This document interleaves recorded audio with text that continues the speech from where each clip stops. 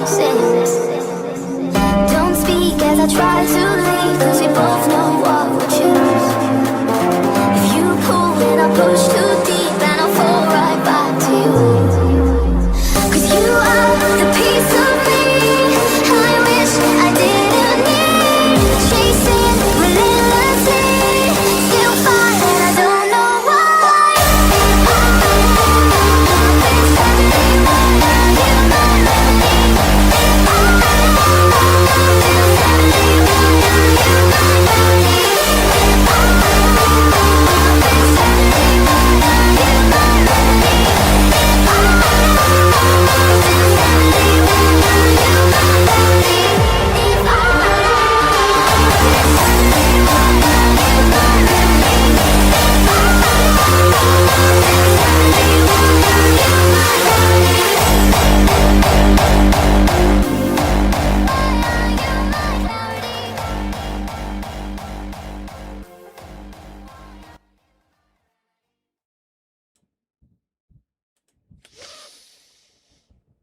There are those who raise their voices in anguish and sorrow for the plight of mankind.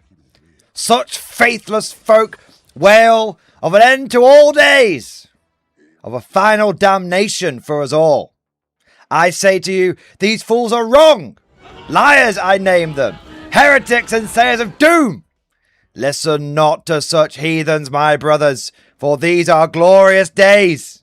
Rejoice, for all may stand and fight for a truly righteous cause. And any man, no matter how humble, can earn everlasting glory through martyrdom in the Emperor's sight.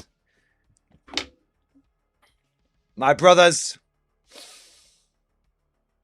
I have been trawling through the ancient scrolls. I have been delving into the forbidden knowledge, the archives, and I come to you once again with more ways of making our beloved guard, Astra Millie, what? Our beloved guard work again. And I've got a stone cold classic for you today. A stone cold classic. Because, and I've said this once or twice before, and it was close, but it was never quite as good as it was. But gentlemen, I don't mean to alarm you. I can now officially confirm that the Dreadnought is back. That, and amongst others, is back. And we are gonna get into it. We are gonna, this is Mordian back his homework. I'm hoping, I'm coping, I am doing it all. But we've got, I talked about this in yesterday's stream. I found a way of making the infantry corps work again. I have also found a way of making the Dreadnought work again. And we are going to claw the guard back from the edge of extinction. And we are going to make our faction play the way we love it to. So, guys, I've got it all for you today. We've got tactics. We've got hope. We've got memes. We've got everything. It's going to be a great time. A heady days, brothers. Halcyon days, I say. That's what we've got.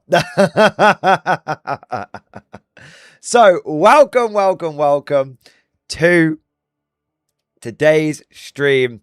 And it is, of course, a early stream today.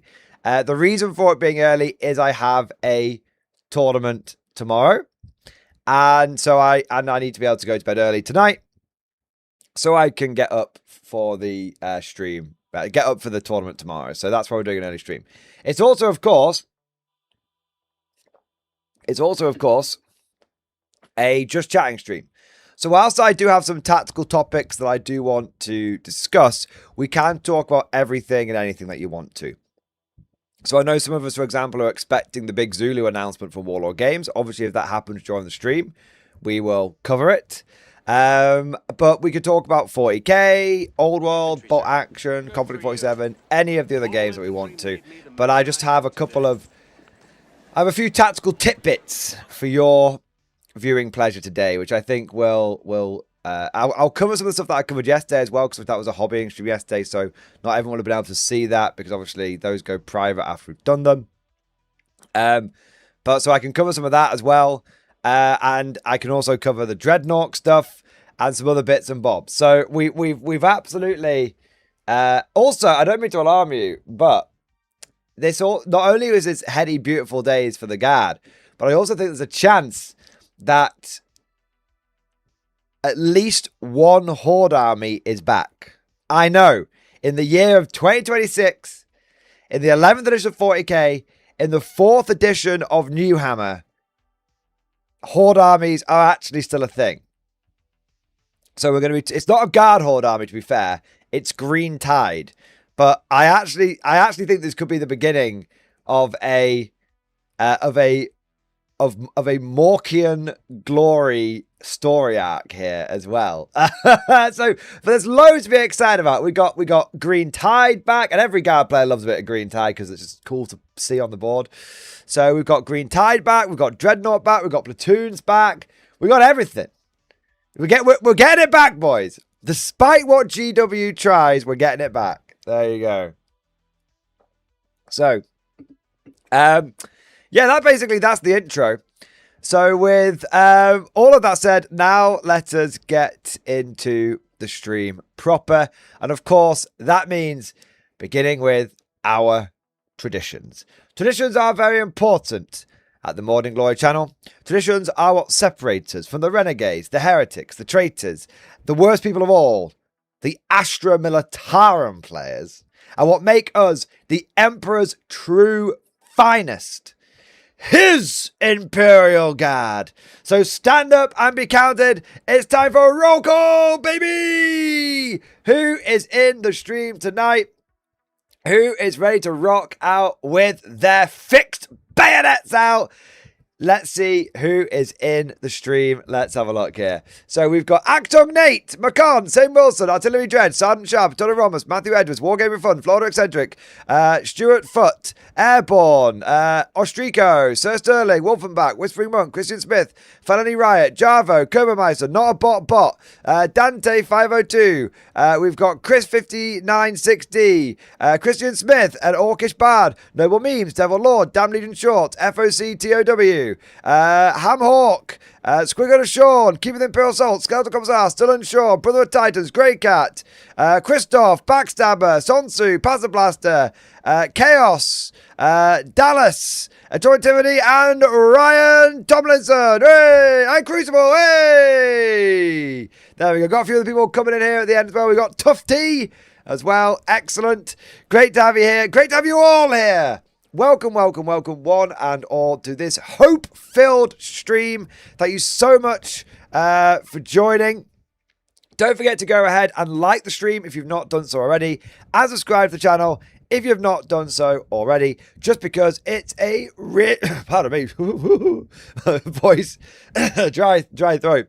Just because it's a genuinely really good way of supporting the channel, and we're trying to grow the channel. We're trying to spread the message of hope to the Guard and all that kind of stuff. So any support like that does go a long way. I know you hear it all the time. I know every YouTuber asks you, but the reason they ask you is because it works. So not because asking works, it's because liking and subscribing actually does boost. Anyway, moving on. Anyway, I also want to say a big thank you to everyone who has got the stream popping up, baby! Coming in with all of the super chats and the member flexes and the gifted memberships and all of that amazing stuff. And let's take a moment now to go through and show our appreciation for those people who have already been popping off. So, start off, I want to say a big thank you to Macon! Macon, thank you, Super Chat. Explain yourself for starting so early and late. I'm not late. I am early, and I'm even early to the early streams, because normally I do the early streams at about 4 o'clock, and I did this one at 3:30. So I'm actually it's an early stream, and I'm early to the early stream. It's never been done. It's actually, it said 15:15. Yeah, but I normally do the early streams at 4.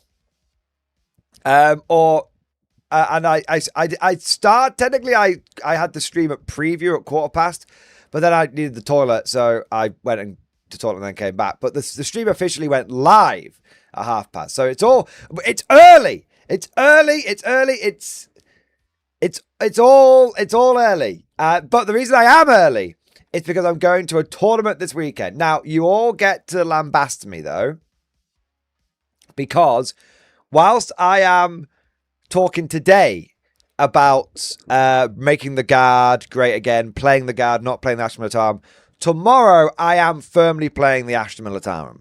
Tomorrow I am running 18 Bulgrin, 2 Super Heavies, Kotias, Hellhound, 3 Commissars, and 2 Tech Priests. So tomorrow I'm running that. And I even checked with the TO running the event if it's still okay for me to attach the Commissars to the Bulgrin, because the app seems to be bugging out and not allowing it, but the Mutor Field Manual does. And he said, yep, the Mutor Field Manual does take precedent. So absolutely, you can... I can do it. So I'm running that. The thing is, even if he said no, I did tell him I had a backup where I could just save 30 points and put another Hellhound in, turn Cody into Hellhound. So I was happy whichever way he ruled it. So I wasn't trying to I didn't twist his arm or anything like that.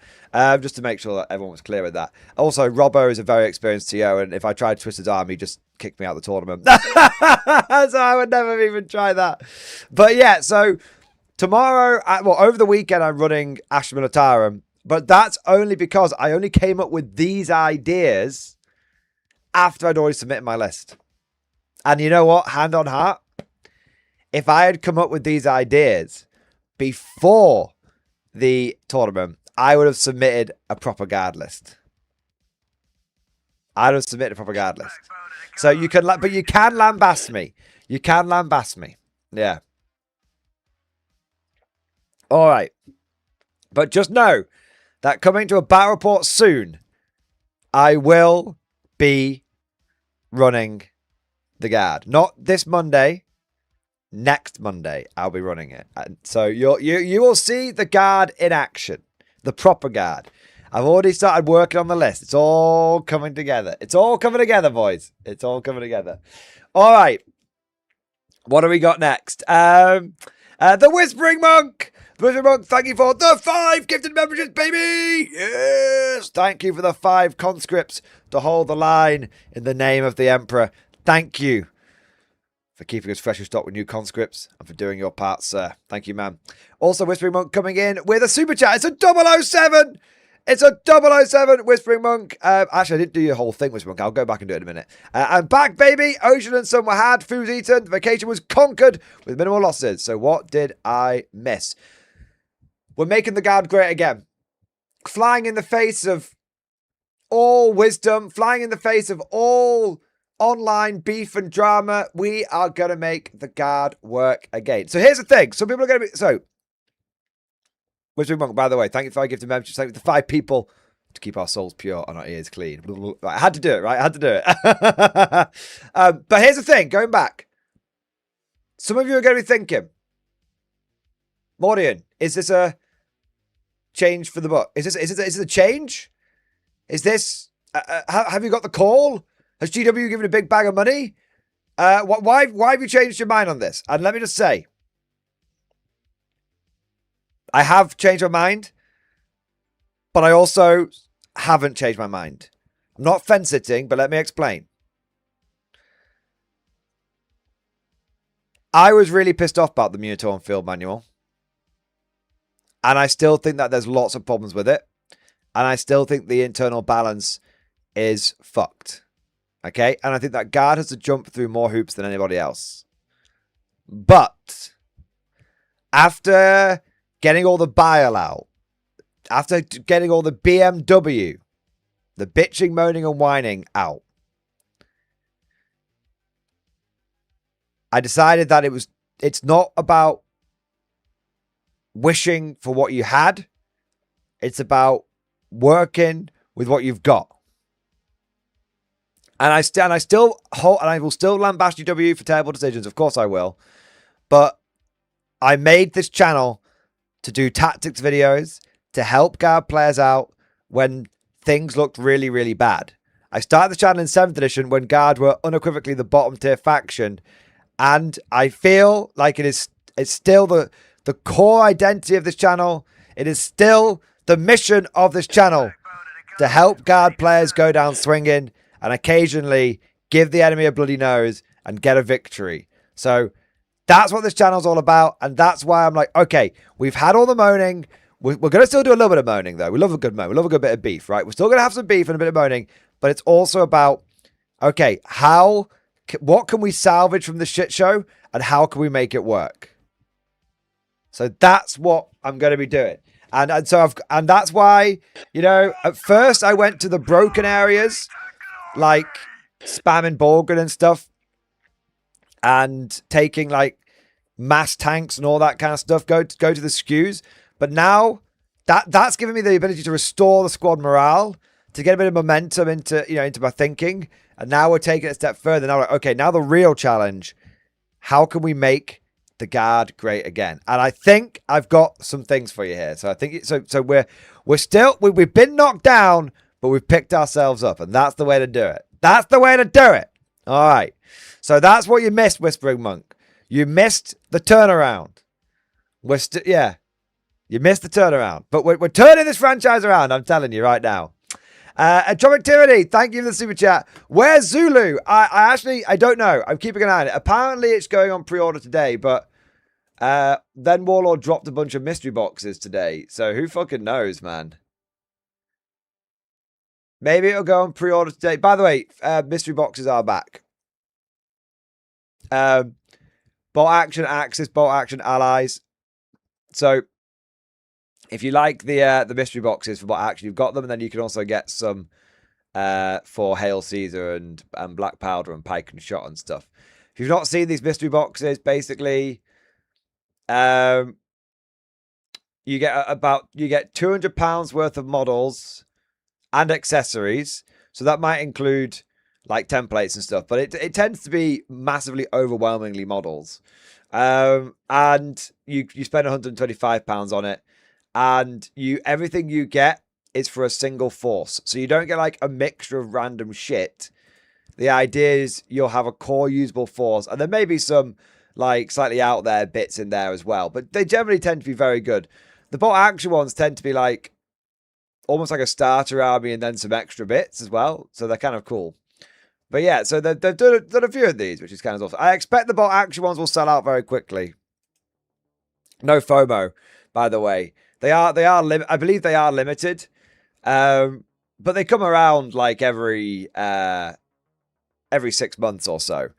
So it's not like they're totally FOMO. But the only reason I mentioned the Bolt Action ones selling out is not to try and twist anybody's arm. It's just because, to give you guys the heads up, like genuinely, the Bolt Action ones tend to sell out pretty quickly. Yeah. Will the Pike and Shot have an old war Empire army in there? I mean, it could do, right? It could do. You just don't know. But you could get the land. Yeah, you could get the Landsknecht box. It's anything from Pike and Shot here. So literally, it could be any of these. So I'm not sure, to be honest. What was this one? Polish Ottoman Wars. You might get some stuff from that. Feudal Japan. If you get the Feudal Japan one, you're kind of hoping for like a samurai starter army and then some other bits on top, kind of thing. But yeah. You do get quite a lot of stuff in them. They always tend to be a good deal, and they always tend to have a solid core. And then sometimes you get like some absolutely phenomenal shit on top of that, and sometimes you just get like some like kooky shit. But it's never really a problem, because the kooky shit or the slightly out there stuff, stuff that you might be like, oh, I wasn't really ever thinking about this. I might not get this kind of thing. It tends to be in the free half, if that makes sense. So you pay £125. And that's basically guaranteeing you sort of the solid core, and then you're getting like 100 to 75 quid's worth of other bits on top. But it tends to be pretty. Yeah, the only issues we've had with the mystery boxes in the past was the recent K47 ones, when a couple of the British ones were just, they had bits missing. Like, all of the other ones were fine, but then the Brits had this weird bug where, like, instead of, it contained like 2 dice bags and 2 sets of rift dice, which you just didn't need. And Warlord did confirm that was a packing error. And I think they did fix those for people who reached out. So, but other than that, I think the mystery boxes are now generally very, very well regarded. Yeah. But I told Tony, no Zulu yet. I'm hoping we'll get it by 5 o'clock. I'm hoping, because I mean, if it's been pushed back for some reason, it's been pushed back, but I don't know why it would have been. I'm ready for it. I'll check my emails, see if I've been told anything in case there was any kind of delay. But I don't see anything, so we should be okay. All right. I want my Zulu. God, yeah. I want my Zulu as well. I was most displeased when I opened the box 2 bags. Yeah, exactly. But Silent Shop, they sorted you out, didn't they? I'm pretty certain they did. But yes, we were all very disappointed in that situation. And I don't shy away. I don't shy away from... I've always said this. I don't work for Warlord. I have a good working relationship with them.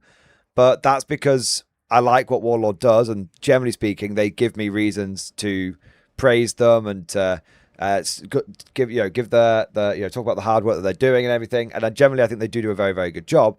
But that, they are, that like any company, they're only human, so mistakes do happen. But what I always find is it's not about how the mistakes happen, it's about how you handle the mistakes. So it's about how you handle mistakes. And I think Warlord, I think they did set sent out on Monday, arrived on Tuesday, no complaints by the customer service. So yeah, there you go. So they did fuck up, and we do not shy away from when Warlord fucks up. Like, we criticized them when they fucked up the Soviet starter army, but then they fixed that problem. They took the time and the effort to fix it, so we praised them for fixing it. They fucked up some of the British mystery boxes. We praised them for fixing it. And that's the way to do it. That's the way I've always been. I'm very, very, very fair-minded. So I'm not actually really a Warlord ball washer. I'm not a full-time Warlord ball washer. I just wash their balls because I enjoy doing it and because they give me lots of reasons to do it. Yeah, there you go. Have they ever offered you to work for them? No, but I don't think... Honestly, I don't know. You never know. But right now, I don't really have any intention of trying to work for Warlord. I like being my own boss. I like doing this full time. I like the freedom that comes with that. I like to be able to talk about Warhammer and talk about like Warlord games. And I like the fact that I can be, to me, I can be more genuine and be more authentic if I am an independent entity. But yeah, like I would never say no. I'd never say no, but they've never offered and I've never asked. And at the moment, I think that's fine from everyone's perspective. Yeah. There you go. All right. Mordia's never-ending war against the shill and hater allegations. I kid you not, right? We literally talked about this yesterday. Not a week goes by when I don't get called a shill by the chuds and a chud by the shills. Not a week goes by. Literally, this week alone, we've had like some... there's been some like Mordian Glory shill videos put out there. And then there's also been posts on Reddit about me being like a chud. And the reason why is because we've talked about this before. The reason why is because I'm not actually a very good content creator. You see, here's the secret, kids. If you want to be good at content creation, what you need to do is pick a side. in the never-ending, in the eternal shill-chud war. Pick a side, and then regardless of anything that happens, you always come down on your side. Even if your side is wrong, you never admit defeat, you never give an inch, you always deflect, you always do whataboutism, you always do straw man, all that kind of, no matter what, you never, ever, ever admit that you're wrong. And that is how you are a good content creator. But unfortunately, I'm not a very good content creator because I don't have that approach. My approach has always been, if there's some beef, I'll talk about beef. If there's some hype, I'll talk about hype. If there's a reason to be critical, I'll be critical. If there's a reason to be complimentary, I'll be complimentary. If there's a reason to doom, I'll doom. If there's a reason to hype, I'll hype. And so, unfortunately, that means sometimes I have had takes which have come down on the, no, I think that this is a good change and this is decent and I quite like this. And that upsets all of the GW, or, well, not even GW haters. That upsets like the chuds. Chuds is the wrong term, right? I'm not really using it correctly. Okay, we'll say the haters. That upsets people that live on the hating side of the fence. And sometimes I've been a hater and I've been like, no, this was a really, really bad change. What the fuck? What is this Minotaur field manual? What the hell? And all this kind of stuff. And that upsets the shills. So, unfortunately, I am neither a chud nor a shill. I am just chill.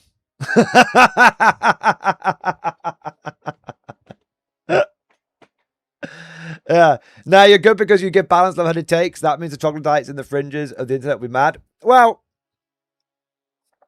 that's what I'm. Yeah, that's basically what I'm right. Yeah. There you go. I am. I'm half chud, half shill. I'm chill, and I came up with an even better slap chop technique, which was half slap and half chop, which was the slop technique. There you go. It feels like the Team America speech a little bit, right? Yeah. You gotta, because otherwise you get assholes just cover everybody in shit. Yeah, there you go. All right. Now, Mordian, if you really love this game, suck my cock.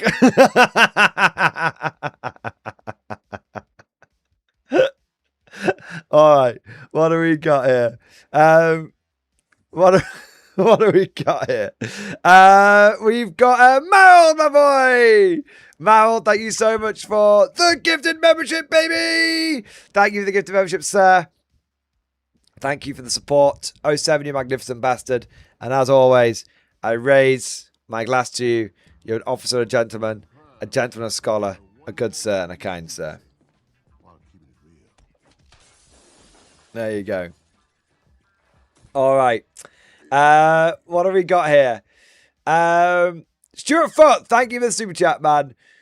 What's going on with the Baneblade? Okay, this question is coming up a lot.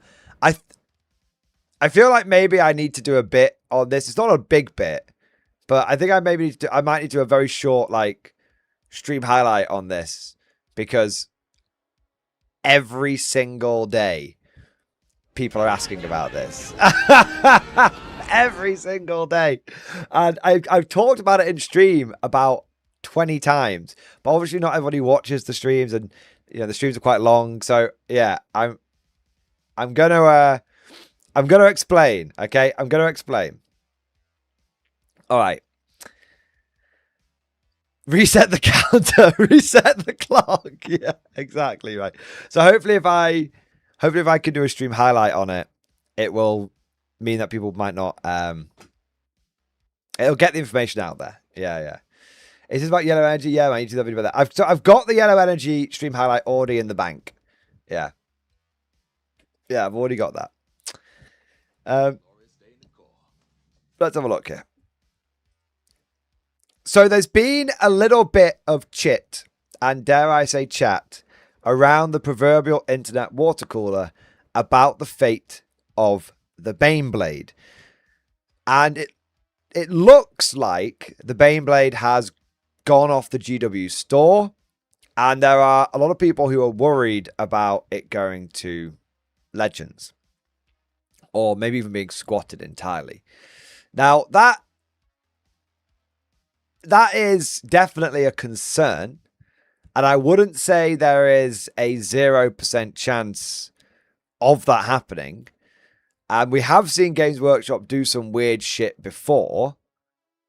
But at the moment, I don't think that's what's happening. No, I've not had the call. No, GW hasn't bloody bunged me a brown paper envelope to shill for them. I just think that I don't think that Baneblade's going away.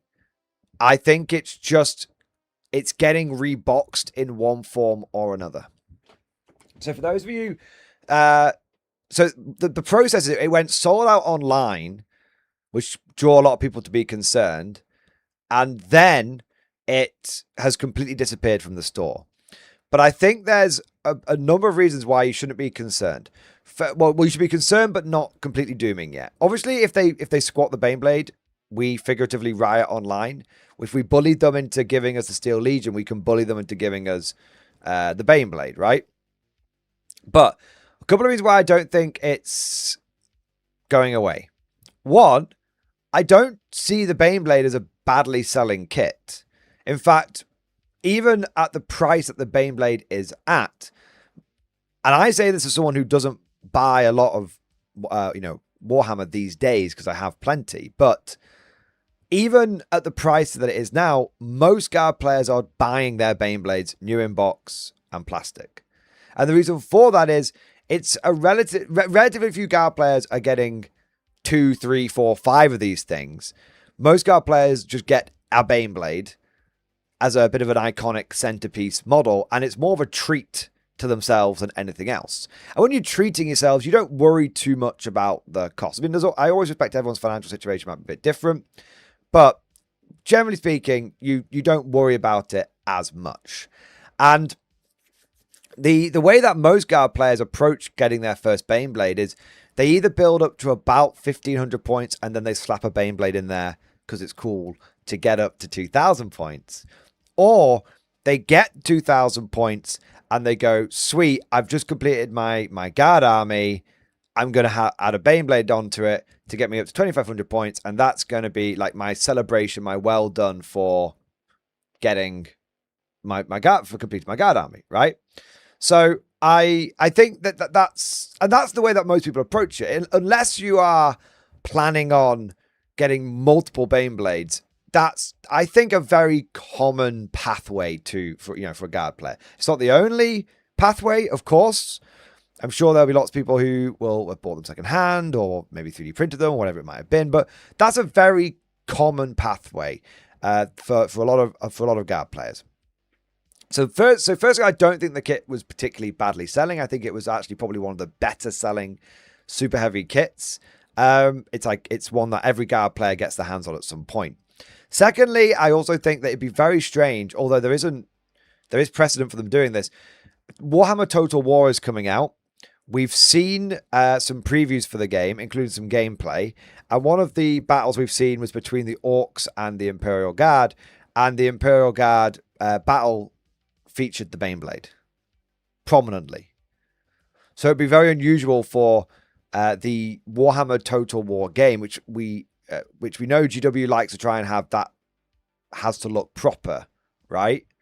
They don't want to have like that many made up units that people can't buy in the Warhammer Total War game. Does that make sense? So I don't think they'd squat the Baneblade just before Warhammer Total War came out. That would be very unusual. Also, you've got to think that Dawn of War 4 is on the horizon as well. And whilst that's not going to launch with Guard, the understanding is that Guard will be the first expansion faction because they've already got a lot of the assets for the Guard in the game. And because you actually fight alongside the Guard and control some Guard units in the first mission, I believe, is of Dawn of War 4. So if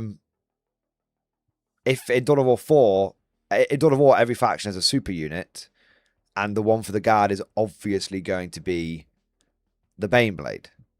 Like, obviously, like we've seen super heavies are in the game. We've seen like knights and things exist in the game. So monoliths as well, stuff like that. So I don't think it's so, but of course that's not foolproof.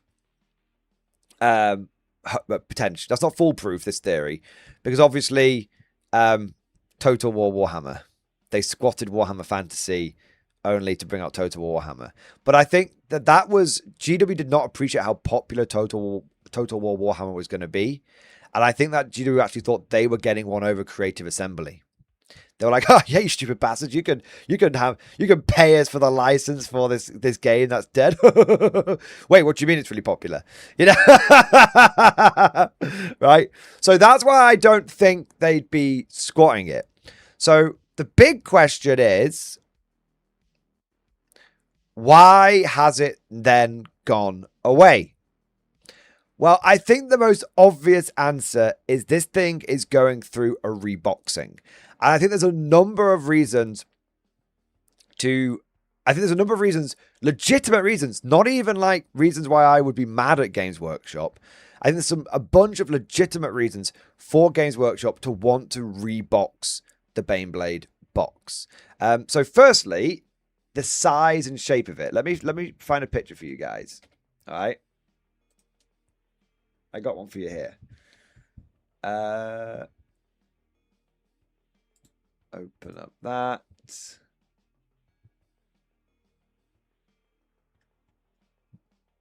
That's a good one. Yeah. Okay, way to show it. So this is the current size. This is the current Baneblade box. And as you can see, it's actually quite a unique size for Warhammer. I don't actually think there is any other model, although I would love to be corrected. If anyone knows, let me know down in the comment section. But I don't think there's any other model that shares this box size with the Baneblade, which means from a Games Workshop point of view, this is actually logistically inefficient because they have a bunch of shared box sizes. And they basically have the same box sizes for all their infantry stuff, which then they just print a different thing on the box, right? But with this one, it's actually a unique box size. And what I think that Games Workshop might do, I think there's a number of routes they could do with this reboxing. I think what they might do is they might go back to something like this. Now, I'm not saying they would go back to this exact box, but what I think I could see them doing is going for a wider box. And the reason they would go for a wider box is it would allow them to reuse a lot of the army box sleeves that they use. So if you look at the army boxes for like Armageddon, for like Krieg, the Krieg Artillery Platoon, and all the other ones with the Christmas boxes and everything, they all tend to be the same box size with a different sleeve over the top of it. And so I could absolutely see Games Workshop going, hang on, if we're already producing a bunch of these wider army box size things, why don't we just produce a different sleeve that goes over that? Like, logistically, that's a lot more efficient for Games Workshop, and it makes a lot more sense to do it that way. And so if that was one of the reasons why they did it, I would actually have like zero issue with that. I never really mind GW improving their logistics as long as it doesn't screw us over. One of the issues that I have is when GW improves their logistics but fucks us over. This is why I'm not a massive fan of the fact that GW insists on like all of the infantry has to be on like 2 sprues. Because if you want to know why the sprues feel so cramped these days, it's because GW wants everything to be on as few sprues as possible. They try and get everything onto 2 sprues, and that way they can have the boxes thinner. And if they have the boxes thinner, they can have more per pallet, they can have more on shelves, all this kind of stuff. So it always comes back to like, but that I think is it's inconvenient. I don't like that because it makes the GW models unpleasant to build. Right? So I don't really mind if they just make a wider box because they're just reusing a bunch of army boxes, but the Baneblade sprues basically sort of stay relatively the same and relatively convenient. That would be fine. I wouldn't really have an issue with that. Now, to also check the Fellblade box, let me have a look.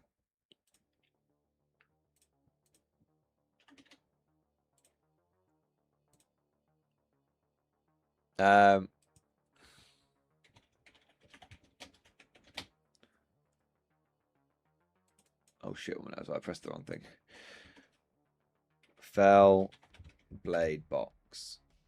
Yes, here you go. It's exactly what I'm talking about. Look at this.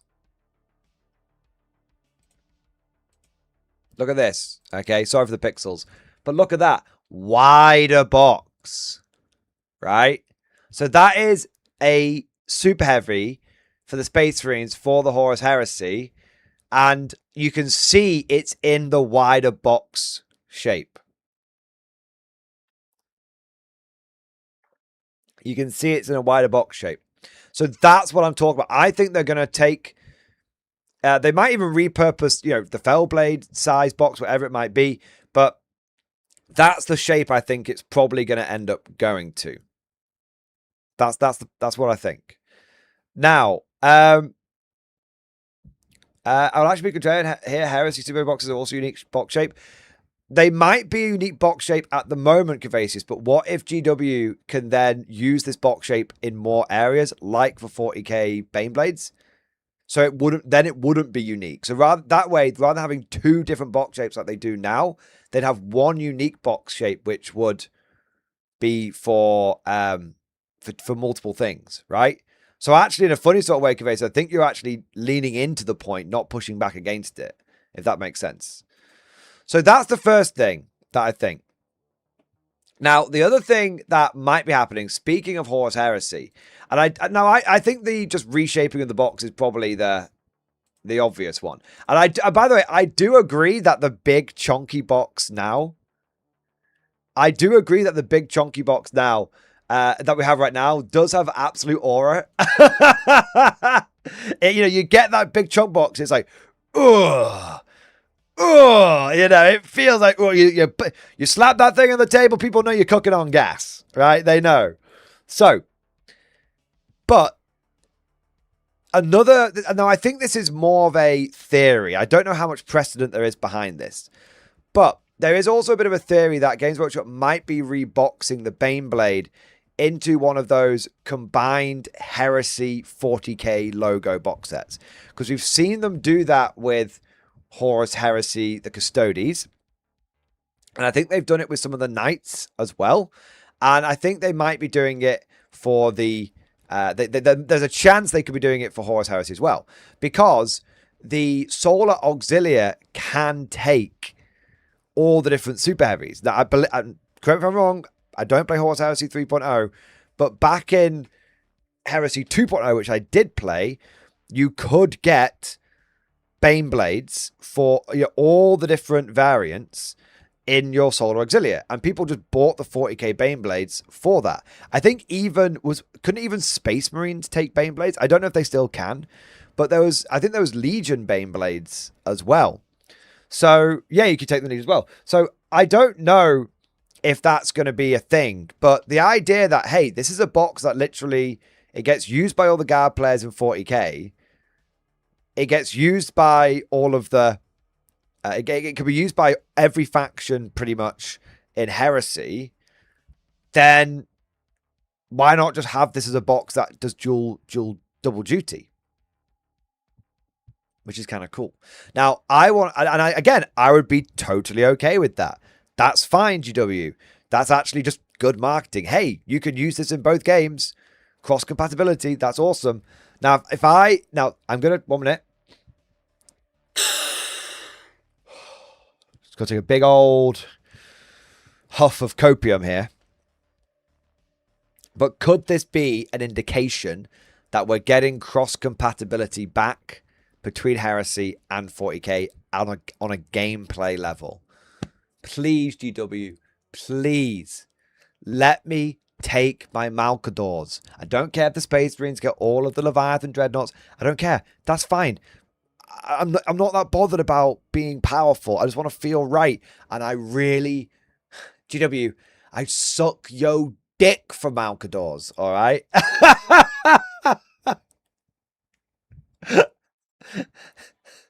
I'll stroke the shaft. I'll crane the balls. I'll swallow the gravy for a half-decent Valdor tank hunter. Right? I'll do whatever it takes. In fact, I would love it if they had the Horus Heresy Lehman Russes in 40k as well. And what I mean by that is they had them as like separate data sheets. Have these as, I mean, you could literally call them auxiliary. You could call them Auxilia Strike Tank, Auxilia, or you could call it Lehman Russ Strike Tank, Lehman Russ Assault Tank. That, I mean, GW, as a man who owns 20 plus Lehman Russes, so many I've lost count. Okay, 1 minute, I'm going to work it out. I got 12 for the Mordi. Wait, is it 12 or 1 minute? I'm going to work this out. 1, 2, 3, 4, 5, 6, 7, 8, 9, 10, 11, 12, 13, 14. I've got 14 Lehman Russes for my Mordians. And then I've got, I think it's 6 for the Steel Legion. Yeah, 6 for the Steel Legion. So that's 20. And then I've got 1 second.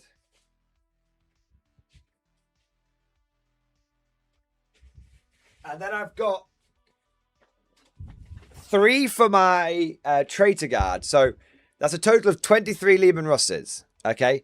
So as someone who has got 23 Russes, GW, if you gave us cross-compatibility Lehman Russes from Horus Heresy to Warhammer 40k, right? I would be buying more Lehman Russes off you. Like, this is the great GW. I've always said this. I don't buy Warhammer right now, mostly because I have a lot of it, but also because I don't, I feel like GW's been making some really bad decisions recently, and I'm voting with my wallet. But I always vote positively and negatively. If they do something good, I try and support that. If they do something bad, I don't support that. And so if GW are like, okay, fine, you guys want Malcadors, Valdors, all this kind of shit, I'd be like, okay, GW, guess what? For the first time in years, I'm actually going to be dropping money on your plastic. Like, that's it, right? So GW, just give us the cross compatibility. It's not going to break the game. It's fine. It's good. Fence sitter, fuck's sake.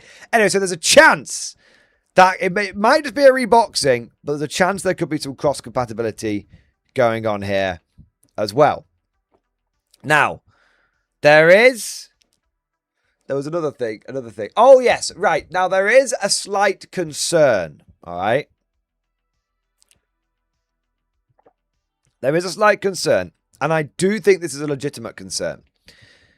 It might not just be that the Baneblade is getting reboxed.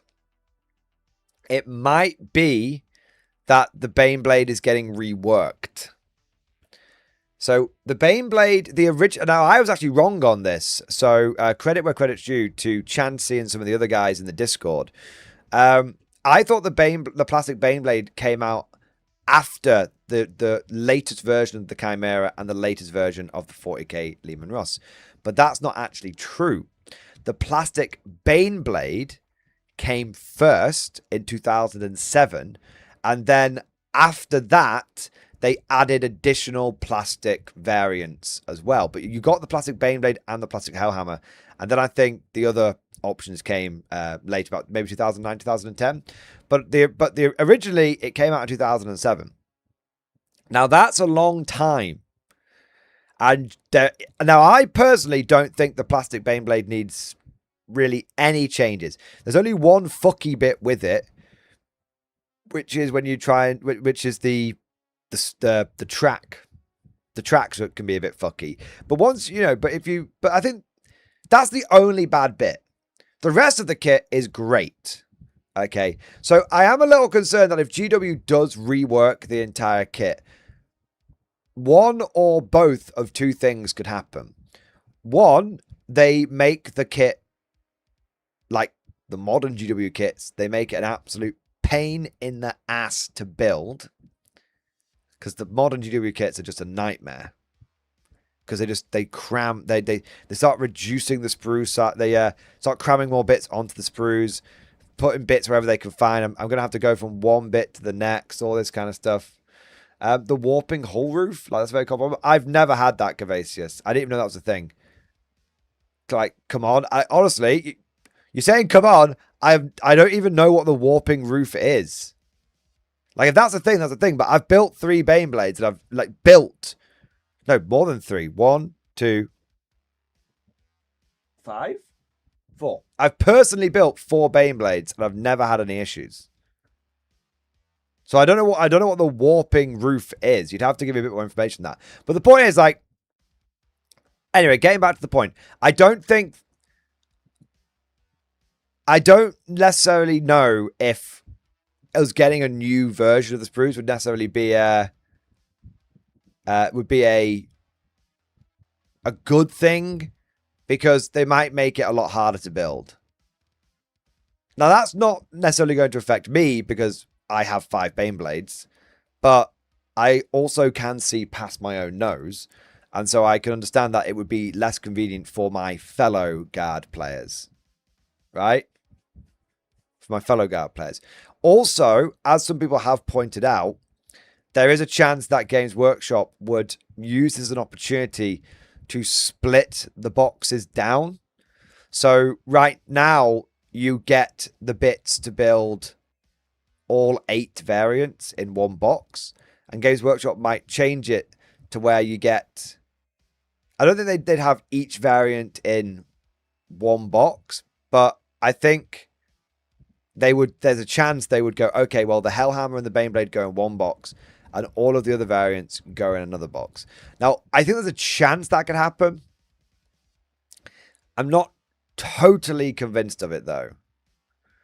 And the reason why I'm not totally convinced of it is because GW has done the exact opposite recently with the Lehman Russ. In fact, so much so, they now basically give you a whole... For Games Workshop, they now give you basically a whole extra Lehman Russ. Well, apart from the tracks, but if you can find some... I'm not telling you where to look, but there are some places you can buy third-party Lehman Russ tracks that you can get a whole Lehman Russ for not a lot of for not a lot of money. So there you go. But there's a reason I don't think they're going to do that as well, which is that I think for Games Workshop, the boxes and the logistics of the boxes are the pain point, not the plastic. I think it's fairly well understood now that the plastic basically costs Games Workshop nothing. And so many ex-GW staff say when they go through their training that it's actually the ironic thing is that it's more valuable. The box that the models come in actually costs more than the plastic itself because of the volume that GW is now producing at. So I don't think, if that is true, I don't think Games Workshop would split things down, because the whole point is that would then increase the variance of the boxes they'd have to make, and that would cost them more. I think it would cost them more to have 2 different boxes than to have one box, one design, one print with everything in it.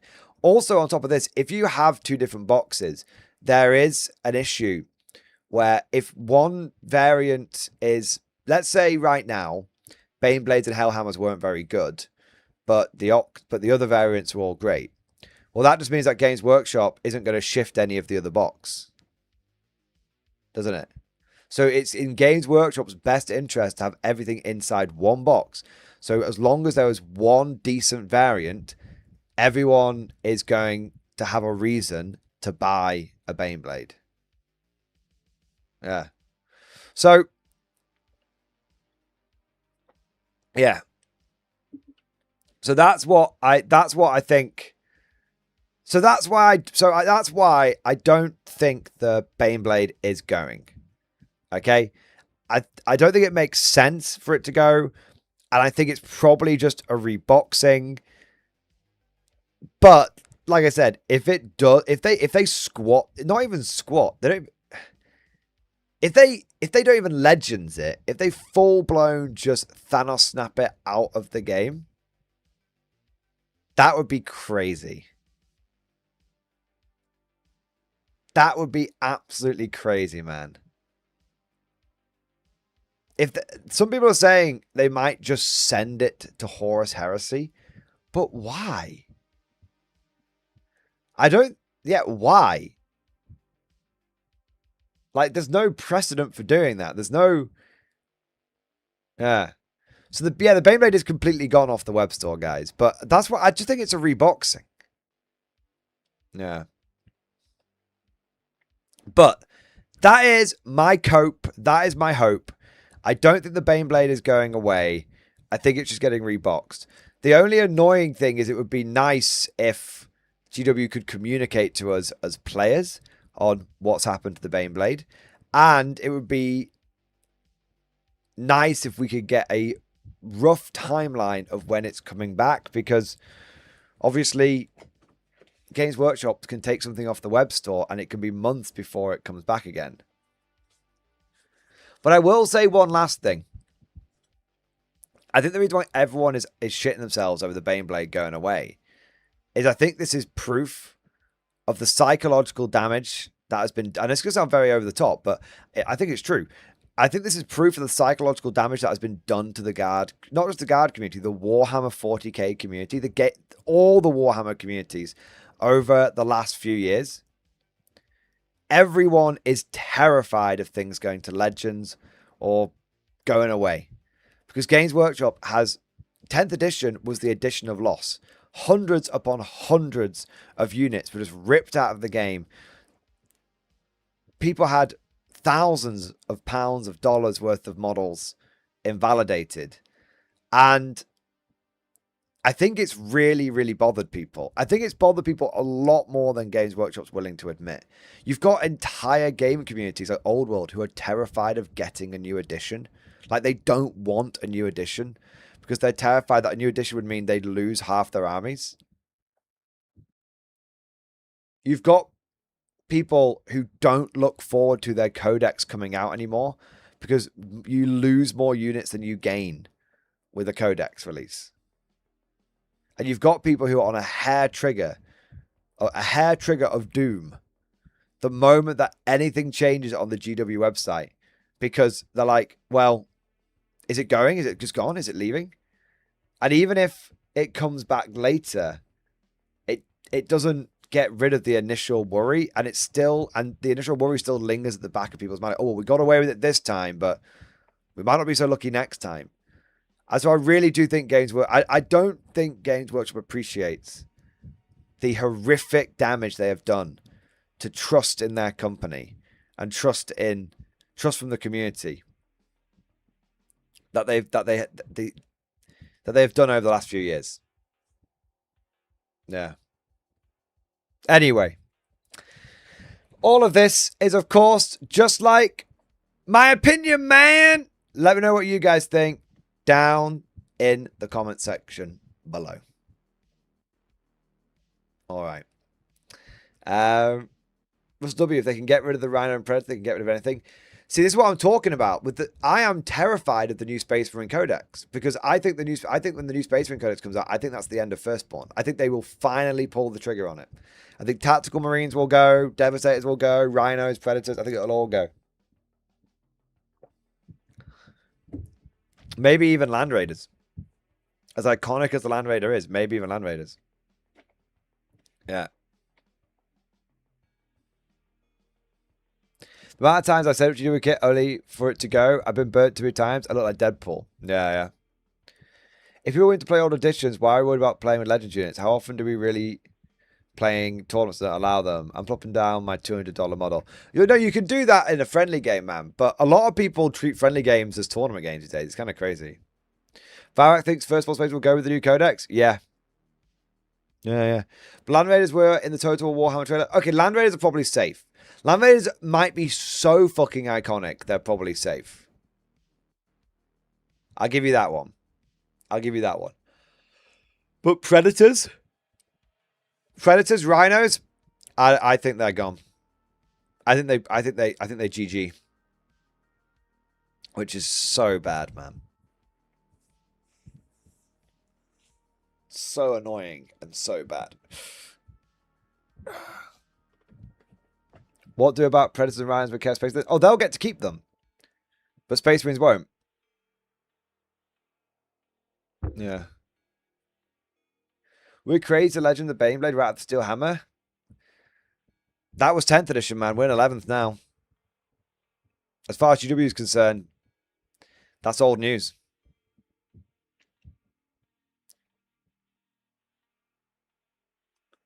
Yeah.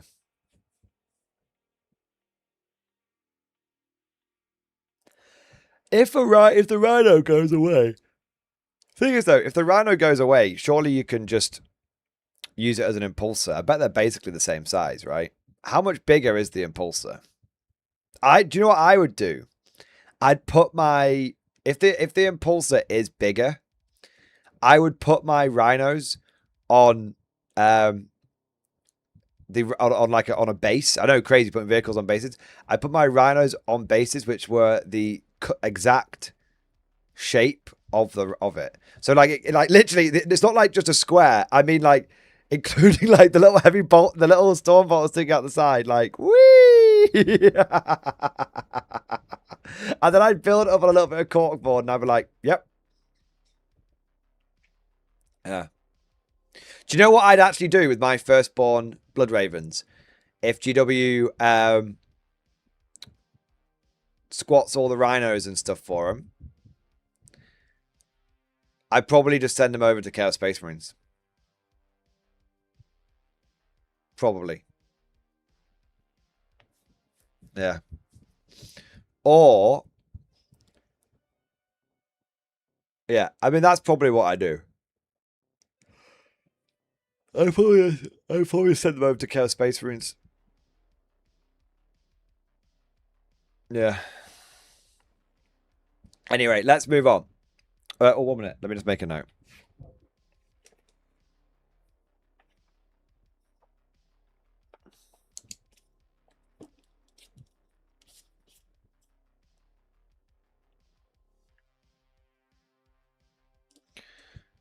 Cool.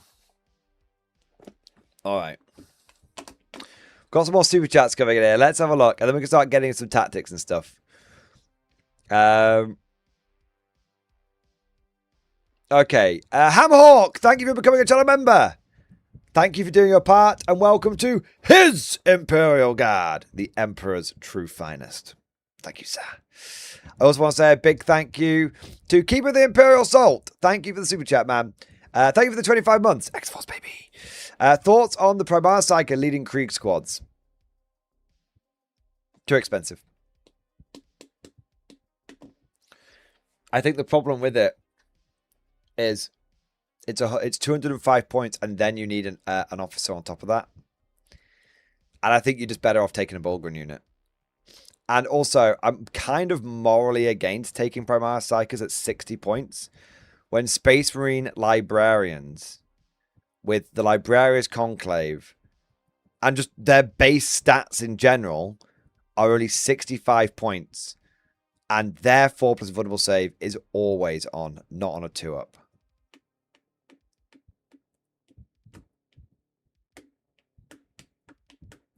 Yeah, I really think Primaris Psykers should be like 50 points. They should be 50 points, and their 4-up should be always on. Remember, the Space Marine 4-up, I think, works in close combat as well, and the Primaris Psyker one doesn't. So yeah, it should just be 50 points, or 4-up, always on. Then I'd consider using Primaris Psykers. Yeah. Quicker Sean, thank you for the Baneblade. Thank you for the big super chat, mate. Dreadnought is back. A way to make guard work again. That's cool, I guess. Doesn't bring Tiki back, though. There's a huge hole in my heart caused by his loss. That guy can't be filled, except with K-47. Fuck that guy! He's not dead. Tiki's not dead. He went back to his home planet. There you go. Thank you so much for the support, man. And yeah, I do love a bit of K-47. I do. Everyone in she's like, no more, don't get derailed. I was like, the rift, it calls to me. Yes.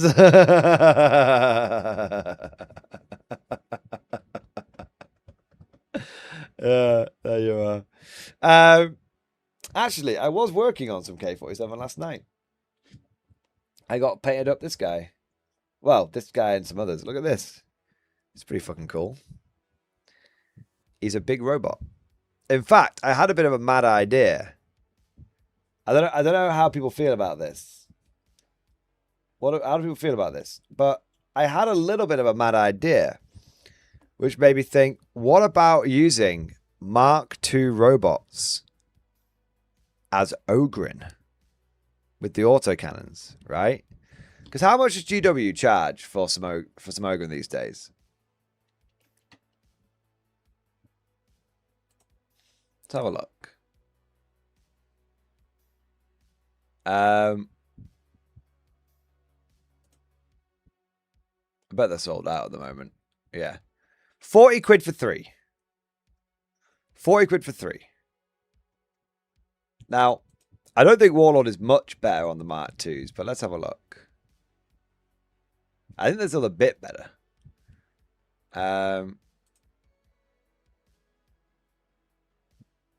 Warlord is 37 for 4. So you save 3 quid and you get the and you get an extra guy. Which is all, you know, and that would mean to get 12 of them, you'd only need to buy 3 boxes, not 4. So it would save you from Games Workshop, it would be 160 quid. From Warlord, it would be 111.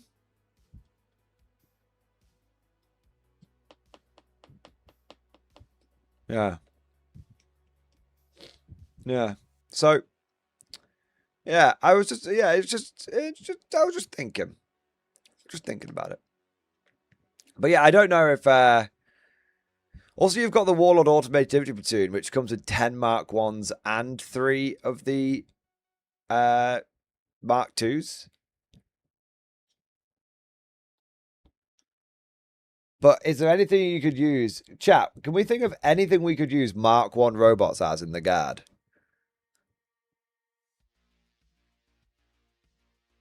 I don't know if there is anything. They're on 32mm bases. And they're quite big.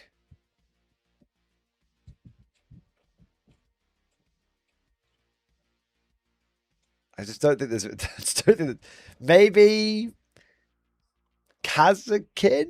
Firm on 28? I don't know. Yeah, I doubt it as well. I can't think of anything either, to be honest. I can't think of anything either. 1 minute.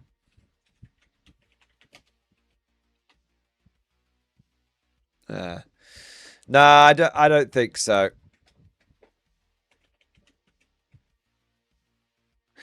Yeah, I don't think so. Unfortunately. Which is a shame. But there you go.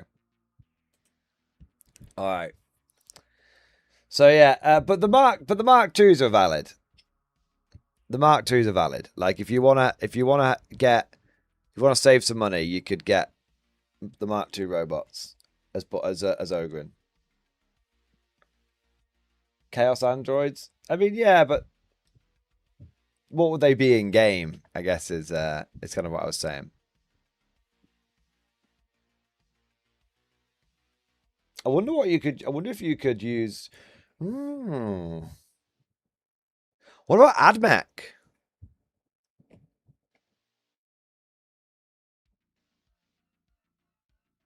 What about AdMech?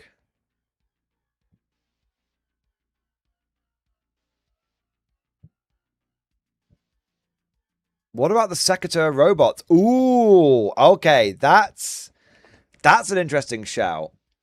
Yeah. Warhammer 40k. Armies of Chaos. Thousand Suns. Where are the Beatbot bots?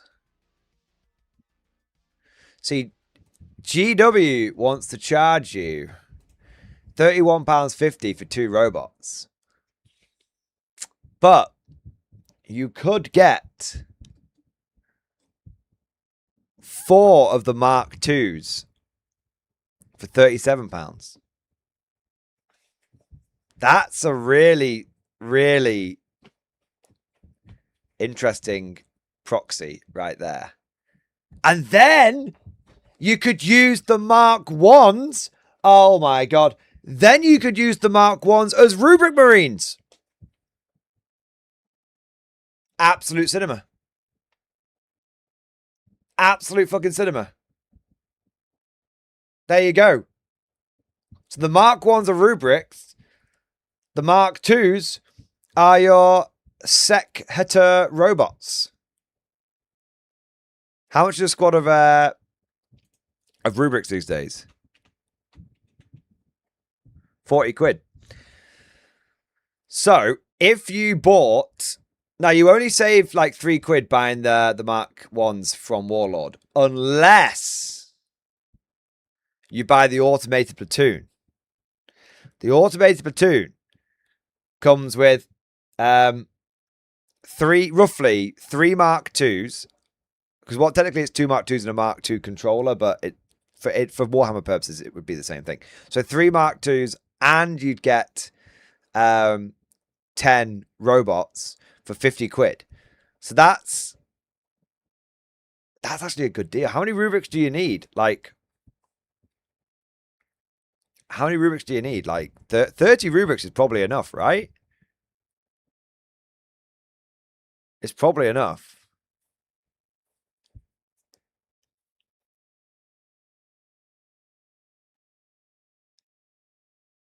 So if you bought 3 of the automated platoons, you'd end up with 9 of the robots and 30 of the rubrics.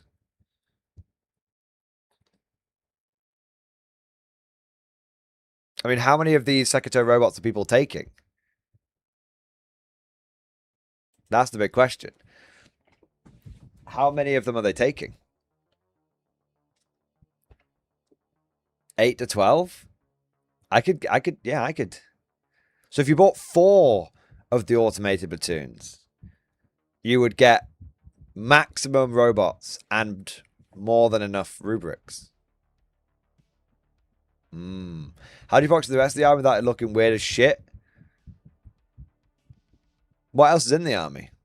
Terminators?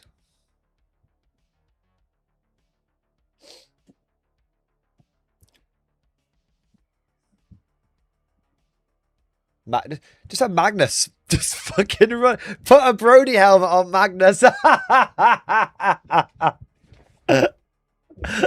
That's it. Anyone can be a robot if they've got a Brody helmet on. There you go. Yeah. No, I think the better option is probably I think AdMech is probably a slightly better option here. I think you could probably use the Mark 1s as Skitarii. And then you could use the Mark 2s as something. I haven't quite figured it out, but yeah. Yeah. A Merlin with a Brody helmet on as Magnus. It's not quite big enough, unfortunately. Yeah. Otherwise, that would be legit. Yeah. But anyway, with Skitarii the same size as Gaza, sadly. Fine. Be like that. Use the Mark 1s as a Starry. There you go. Yeah, the heavy Starry. There you go. Yeah. We'll make it work. Yeah. Anyway, let's get back to it. Elden Lean, thank you for super chat. Empress Finest in stream discussion. Let's have a look.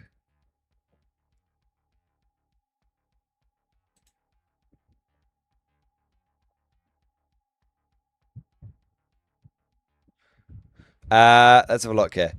I felt a bit stuck with my paint jobs lately. I've been batch painting for a while now, and I didn't see any progress in my painting skill at all. So I decided to really test myself and go out of my comfort zone. I'm glad I did. This guy was so refreshing and the break I needed from my vow. That's all. Loving the vibes of your streams lately. Perfectly balanced as all things should be. I do try and be more balanced these days. No. I just try. Look, I'm still a salty boy, but I've got more reasons to be happy now. I took a lot of inspiration from Zealsight. If you like Steel Legion and Krieg, follow him. My favorite painter by far. I've not heard of him, to be honest. That model does look really fucking cool. Nice. Yeah, batch painting. I don't think batch painting typically makes you a better painter. Batch painting is something you do to paint models quickly, not necessarily to do to paint models well. Yeah. But it's nice sometimes you just slogging through the batch painting. And so that's nice to go, you know what? I'm just going to paint this one model from start to finish. No fucking about.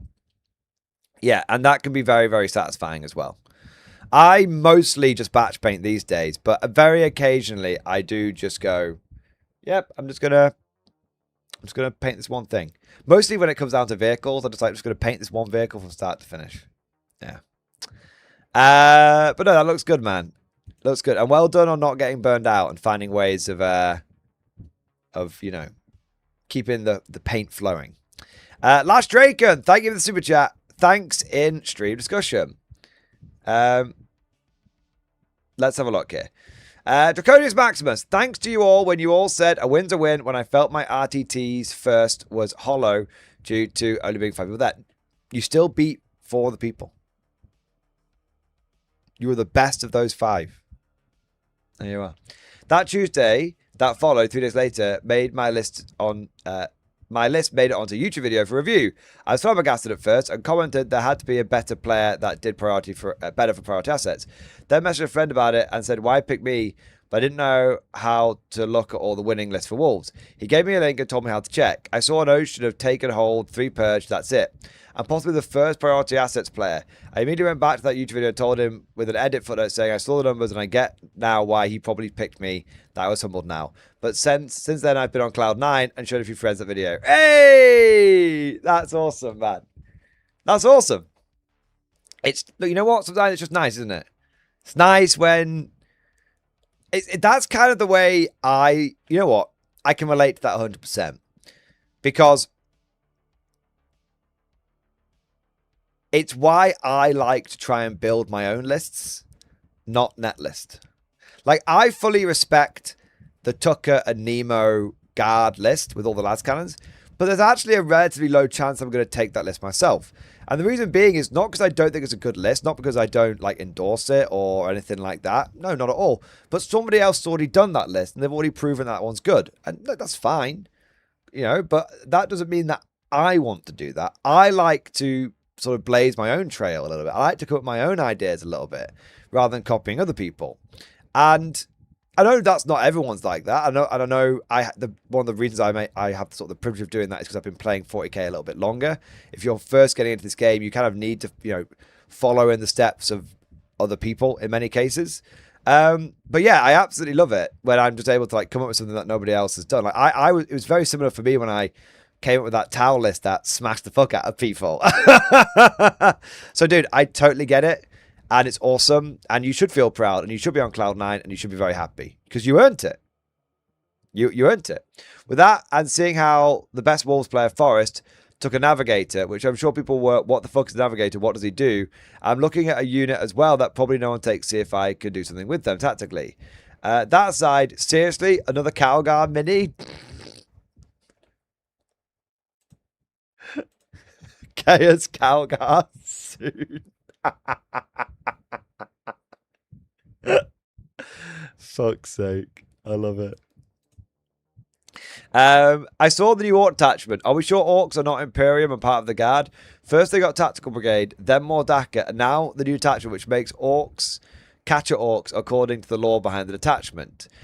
I am really interested in the new orc detachment. I'm really properly interested in Green Tide. I hope GW doesn't fuck it up. Yeah. I also did see the new Marine attachment with the enhancement / weapon Orc Slayer, which is a badass name, and not gonna lie, if I ran it and I use it, I can't help but think of The Hobbit, the Goblin King scene, where they freak out and he yells, "He wields the foe hammer, the beater!" Yeah, I just rewatched the Hobbit movies, actually. They're actually a lot. I was disappointed the first time I watched them. I went and watched them again, and then a few years later, and then again, like literally about a month ago, and I actually enjoyed them. I just sort of, the thing is, the advantage of watching them in the comfort of your own home is you can kind of just, you can skip some of the shit bits. But I mostly didn't. Yeah. All right. So this was your list. Logan Grimnar, 5 Wolfguard Termies, Arjak Rockfist, 10 Wolfguard Termies, Beyond the Fell-Handed, Lieutenant with Combat Weapon, Repulsor Executioner, Vindicator, Predator Destructor, 2 Scout Squads, Chaos Assassin. There you go. Priority assets. There you are.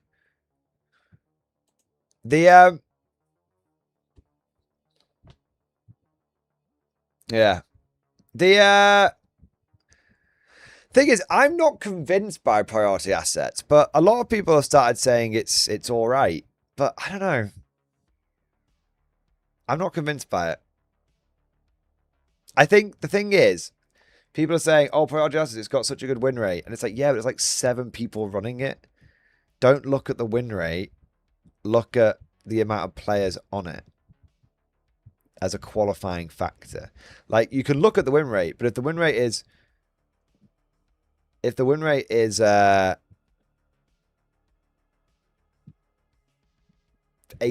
but it's only one guy, it doesn't really mean anything. More than I played for us the other day, it's fucking amazing. I'm just not convinced.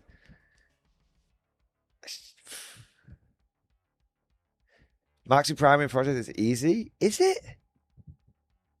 I'll give it a go. I just think, do you know what I think it is? Do you know what I think it is? I think it's good right now when people's lists aren't optimized. I think you take priority assets. I think priority assets is good when you're playing into a normal army. I think priority assets probably shits the bed the moment you come across a top tier army.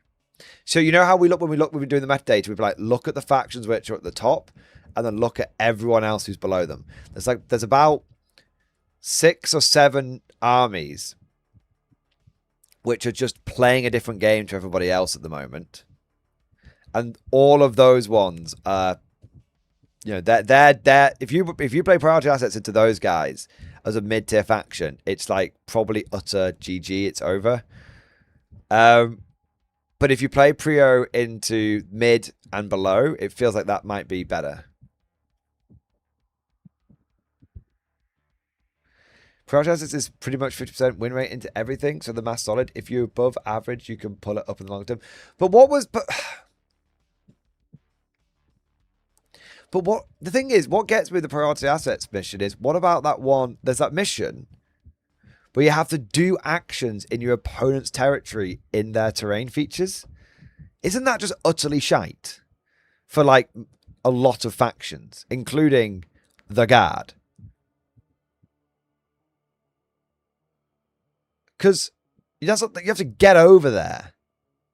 I don't know, guys. I have played into priority assets twice, and I didn't lose to it.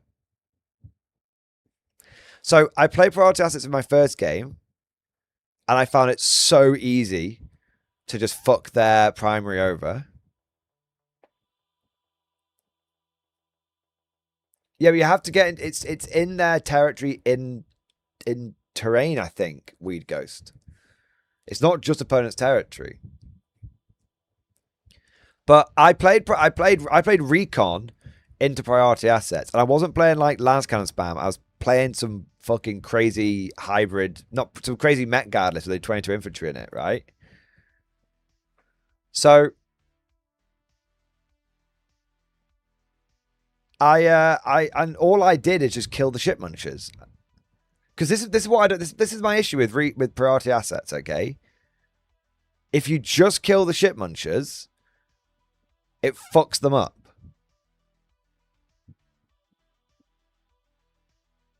So I played Purge into priority assets, and I just killed all of the ship munchers. Maybe it doesn't. So I mean, I'd have to look at it. Let me fucking look at the fucking thing, right? Let's look at it rather than guessing. Okay, so I am recon. They are priority assets. Opponent plays Vanguard Operation. So a unit from the Vanguard Operation this turn. Okay, so yeah, one for unit within one terrain area that is within your opponent's territory. So they have to get over into your territory, and then and it has to be into a terrain feature, and they have to do the action. So that's a bag of shit. Versus, what does Recon have to do? Control one objective, kill one unit in a terrain area, hold, for each objective you control, get 4. I mean, Recon is getting an easy fucking 7 to 9 points there. Every time. Just hold your natural expansion. Hold, yeah, if you take a middle objective, that's 7, and then kill one enemy unit. Yeah. And these guys have got to...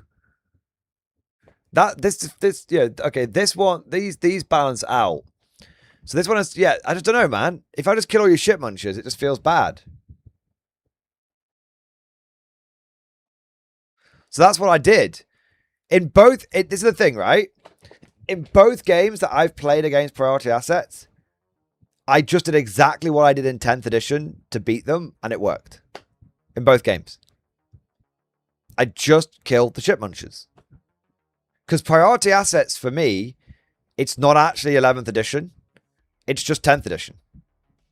It's for those people that want to just transition from 10th to 11th and not have to worry too much about the missions.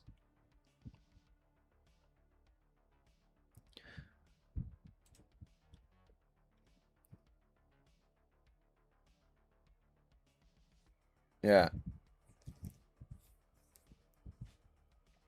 It's terrain in their territory, not wholly in their territory. Yeah, I'm aware of that, Madlarkin. It doesn't. I didn't say holy. I didn't say holy. Listen, motherfucker. Listen. Did I say holy? Gonna make you fucking holy. Keep this shit up.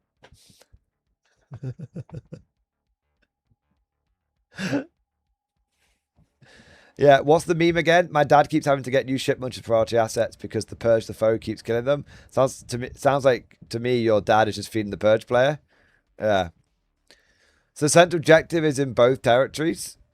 But dude, Madlarkin. Oh no. Okay, fine. You have to move into the center of the fucking board. I'm just gonna, yeah. It doesn't matter. It doesn't matter. The point is, they have to expose themselves.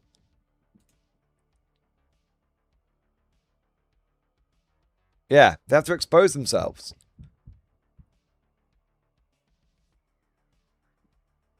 So the point I'm making here is, if you just kill all of their ship munchers, like we used to do in 10th edition, then it forces your opponent to have to use bigger units to do the actions, and those big units can't do anything if they're doing the actions. So to me it's just a massive. I'm not actually angry, by the way, Madlarkin. To me it's got a massive Achilles heel, and I've played into priority assets twice. I've done exactly what I've always done against these kind of situations, and it's worked out for me twice. Yeah.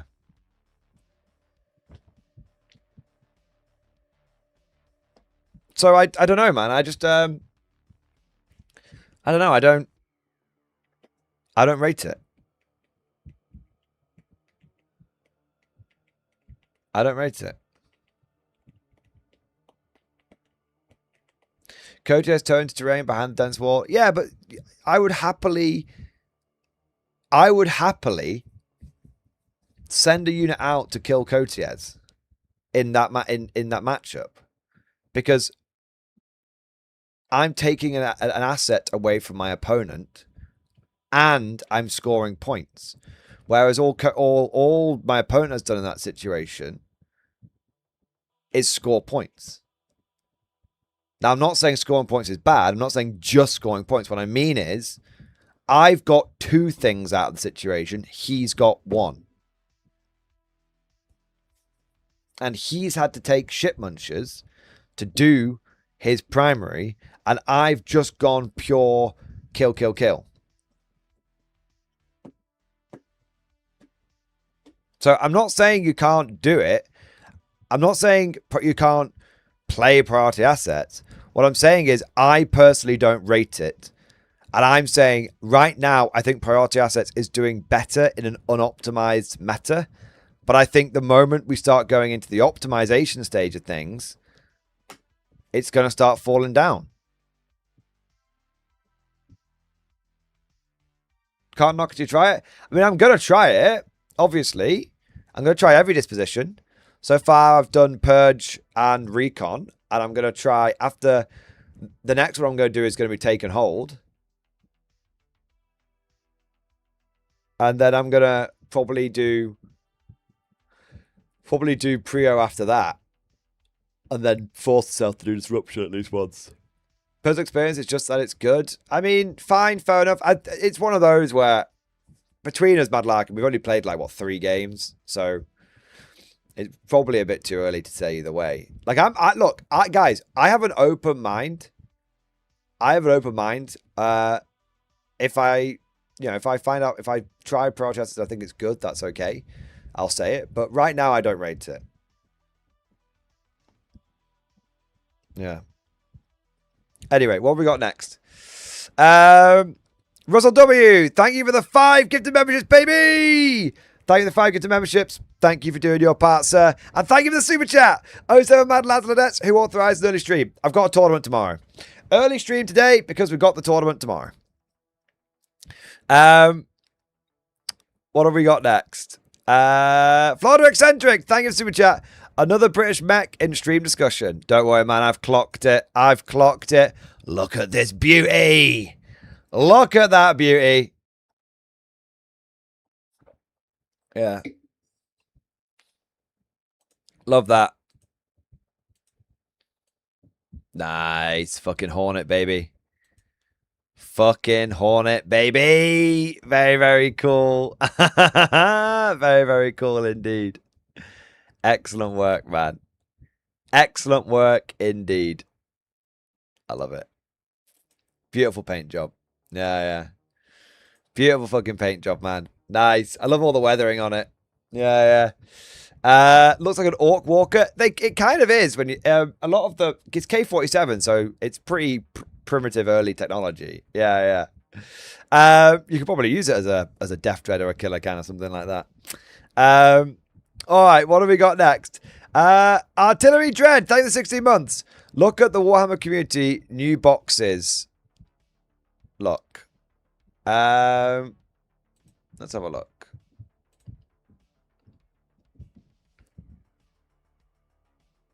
Are we talking about this? New Battle March boxes? Oh, cool. Were people right? Oh, I think people were right. Interesting.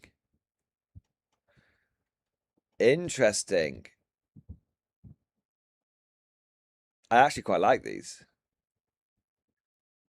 I tell you what, I'll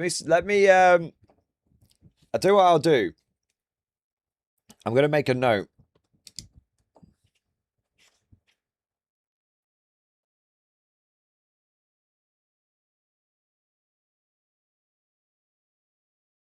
I'm going to catch one of the super chats, do some guard tactics, then I'll circle back round to that and we'll take a look and we'll take a look at them.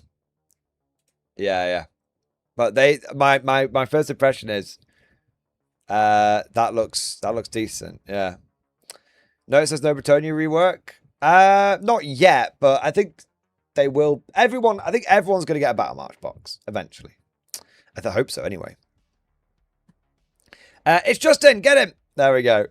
All right. What do we got here? What do we got next? Teapot, thank you for super chat, man. Good morning from the US. Currently cooking 150 pounds of bacon. That's a lot of bacon. How much is that in grams?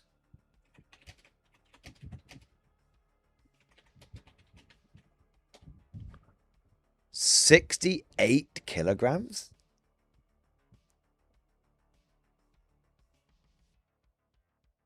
That's a lot of bacon. May I inquire as to why you are cooking so much bacon?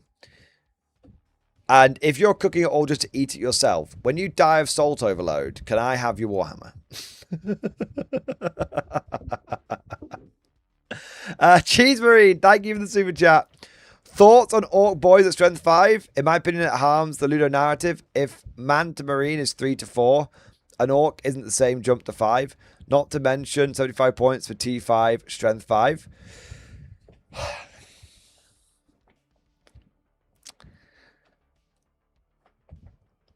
The numbers will continue to go up until morale improves.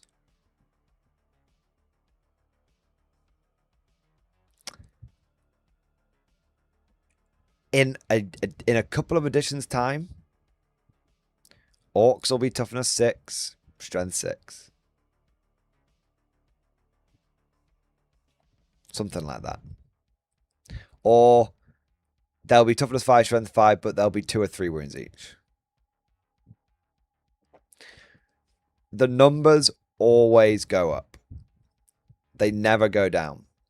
To give you an example of this, at the start of 8th edition, Space Marines had 1 wound, toughness 4, and a 3+ save.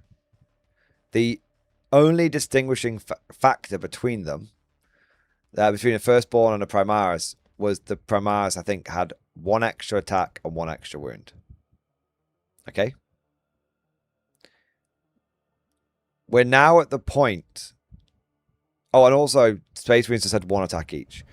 We're now at the point where Firstborn are basically gone, and Space Marines look like they are going to be going up to toughness 5, 3 wounds, and a basic Marine has got 3 attacks. And if you take something like an Assault Intercessor, they're going to have 4 attacks with that chainsword at AP -1. The numbers just keep going up. Raise defense to compensate for damage being OP. Raise damage output to compensate for defensive capability. You're absolutely right, Mad Larkin. And it goes up and up and up and up. That's what it is. We're at the point now where Orc Boys get lethal hits. Not because of a detachment. Not because of an army rule. Just on their basic sluggers and shooters. Apparently bolters are going to be getting lethal hits as well. Don't know if that's true. That's a rumor I heard.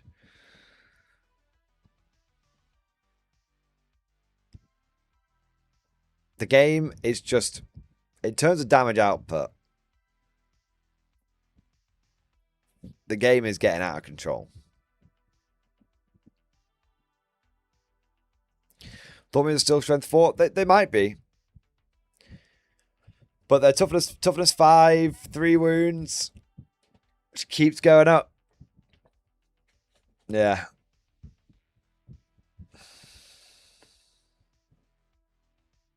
Yeah. Just keeps going up. I mean, Death Guard are now what, like toughness 6, toughness 7 or something crazy? It's pretty mad. And yeah, it's pretty fucking mad.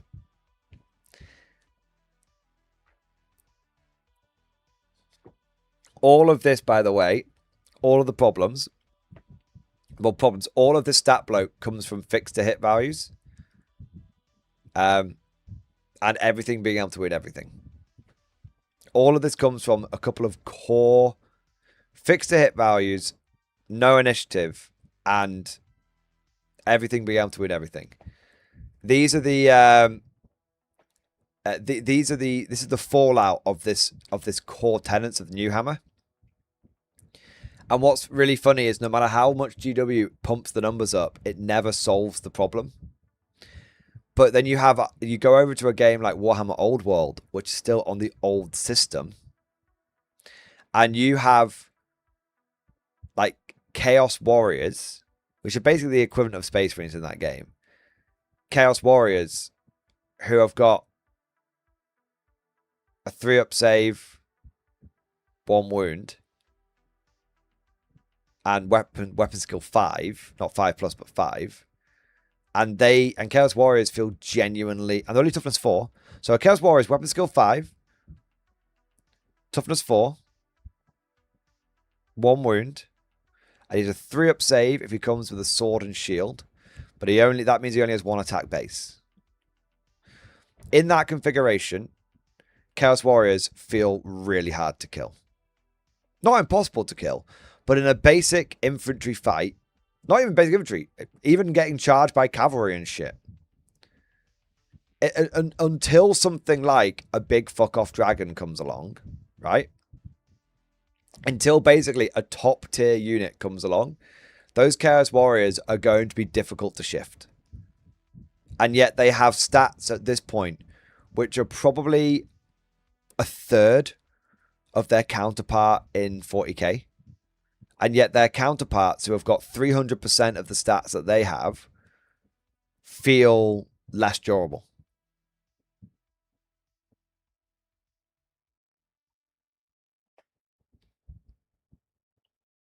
Because it's not about, you can't pump the numbers up enough to compensate for the flaws in the core game design. And all that it ends up doing is kicking the can down the road, and it doesn't actually fix the problem. That's the issue. And all that happens is, and some people might say this is intended, but I don't mean all that, but I mean it in a slightly different way to people might take it. All that happens is the gap grows wider and wider between those units which are kind of still on 1 wound stuff and those units which aren't. And you might say, yeah, but a Space Marine should be significantly more tough than a Guardsman. Yes, I'm not saying a Space Marine shouldn't be significantly more tough, but the problem is that it's not about the relative toughness. It's about basically one side being left behind.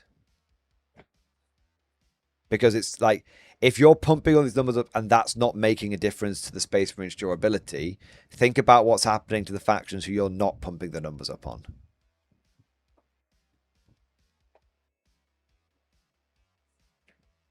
Yeah. The Stat Group has one cool benefit, bigger models. Like, how good is the size of the Primaris models versus Firstborn?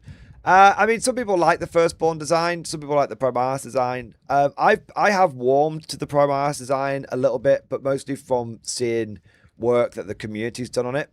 But the thing is, Aaron Simmons, it doesn't actually, stat creep doesn't have any impact on model design whatsoever, because Warhammer the Old World is getting a bunch of new models. Warhammer the Old World got a bunch of new Chaos Warriors recently. They look absolutely fucking sick, and yet their stats aren't changing. So the two things aren't connected even slightly. Not even remotely connected. Yeah. Cool models are cool models. Pumping the stats up has nothing to do with model design. Yeah.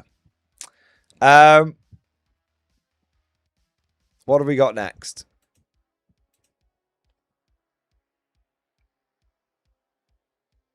Where are we? So Newbie, thank you for super chat. Talking about K47, Vogel spin a hobby update in stream discussion. Nice. Let's have a look.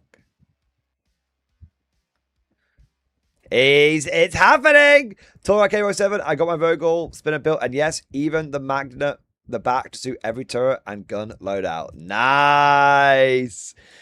My brother, you are becoming one with the Rift. Yes.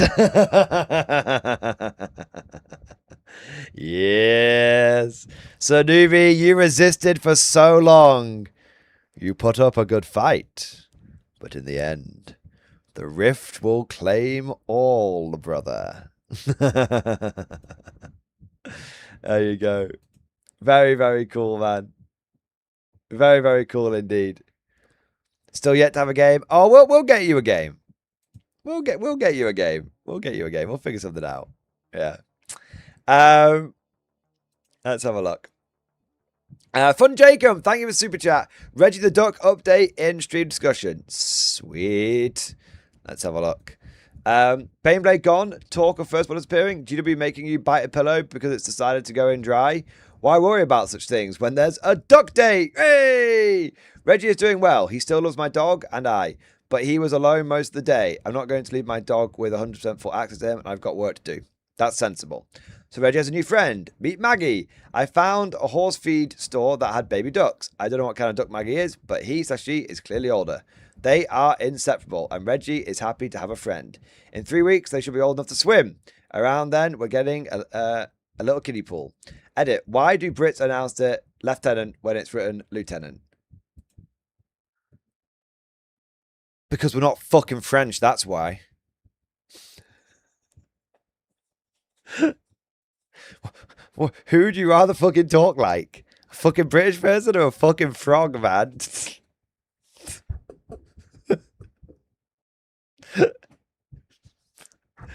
Why are we even debating this? This is very cute, though. This is very cute indeed. Oh, they're looking at each other. Oh. Oh, so cute. I love how you accidentally ended up with one duck. And now you purposefully have 2 ducks. There you go. I just want to check something here quickly. Oh, I think Amy's... Oh, sorry. Amy's got it. That's all right. I think the doorbell went, but I think she's answered the door. So it's all good. All right. What do we got next? Yeah, it's so funny how you ended up with 1 duck and now you're gonna have 2. That's hilarious. You have at least 2. If you just one, it will get depressed and die. Well, you've got 2. There you go. Board Baobab, thank you for the 5 gifted memberships. Thank you for the 5 extra conscripts to hold the line in the name of the Emperor. Also, thank you for the super chat. Hey! Remember how smug I was thinking my world eaters were going to crush it in 11th?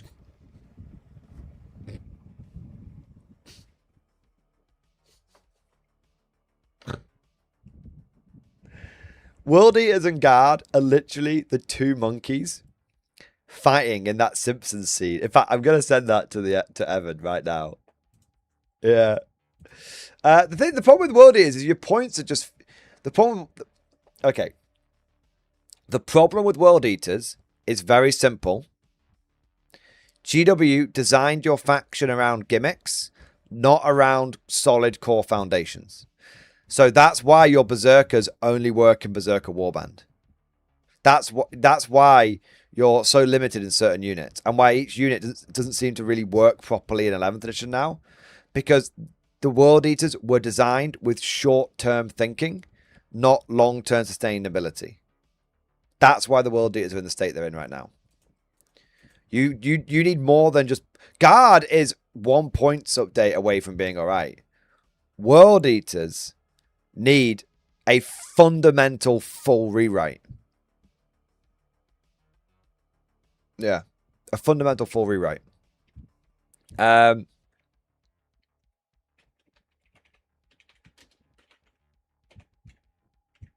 What is it? Yeah, here we go. Is this the right one? Yeah, there we go. I'm going to send it to Evan.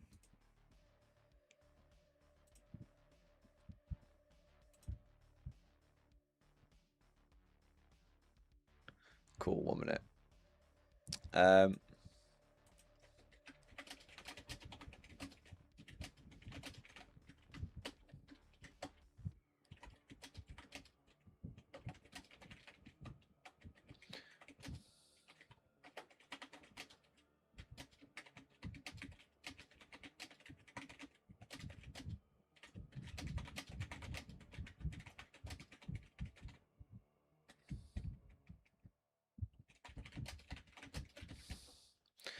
All right.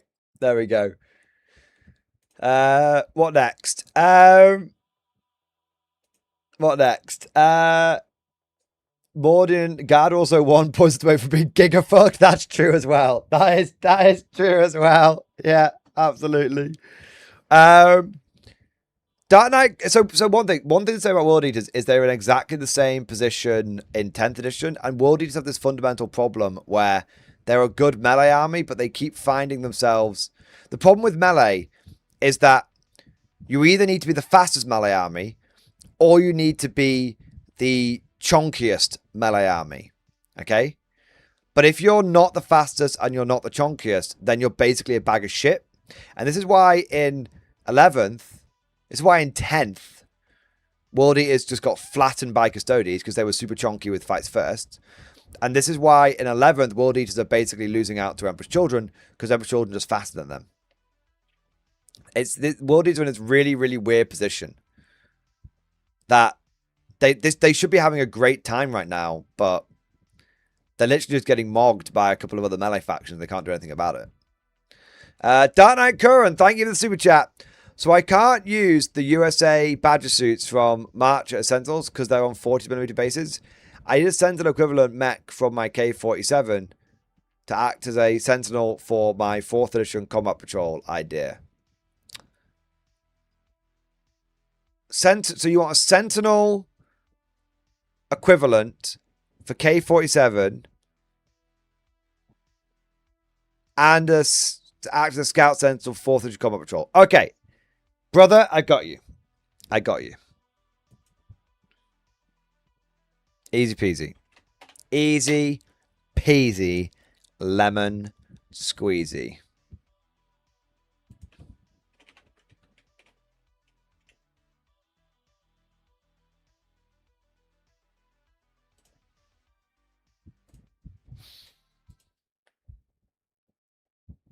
There you go, bro. Pond Skater mech for the US. It comes with I mean, you don't have to glue. I mean, obviously it has a little machine gun down here as well, but you could like magnetize. You could magnetize that if you didn't want it. But yeah, you could so in K-47 it has it, in 40K it doesn't, right? But this you could use to represent a Sentinel with a las cannon. And then you've got the variant that comes with twin 50 cal machine gun, which you could use to rep something like a multi-laser. Yeah. I think there's also I think it also can just take a single 50 cal up there if you wanted to, but why would you not take double 50 cal? Yeah. I mean, this could even you could have that representing an autocannon if you wanted to.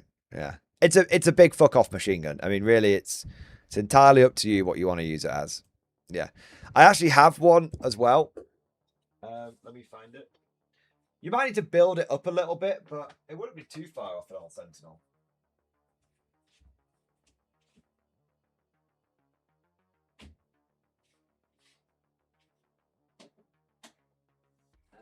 Oh wait, no, it's behind. Is it behind me?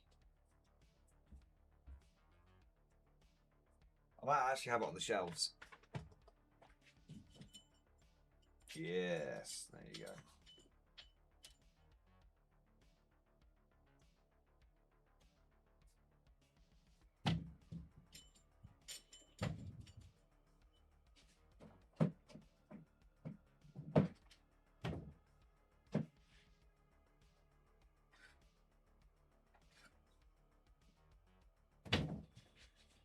So here is one of the old Sentinels, and here is the Pond Skater. I'm trying to get them lined up because the walled one's on a flat base. They're actually the same height. They're actually the same height and width. So you'd be totally fine. Yeah, there you go.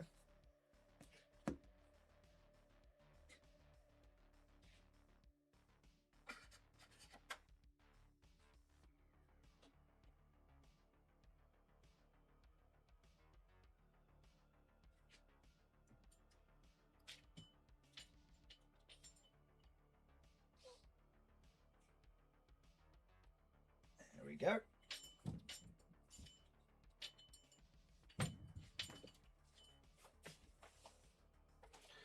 Huh. There we go. The fact that Mega's actually proper scale in 40k is mental. Well, it's not quite, is it? Because it's the right scale for the old Sentinel, but not the new one. Yeah. But yeah, there you go. Nerom, thank you for the super chat. You are inspiring, Mordian. Thank you for all the content you're putting out to help us in the difficult moment for the Imperial Guard. Thank you for your kind words, sir. I'm just a humble guardsman. I'm just a humble guardsman trying to do his bit. I've got more tactics videos coming out. More ways of trying to make the faction work. More, we will make it work, gentlemen. We will make it work one way or another. We will make it work.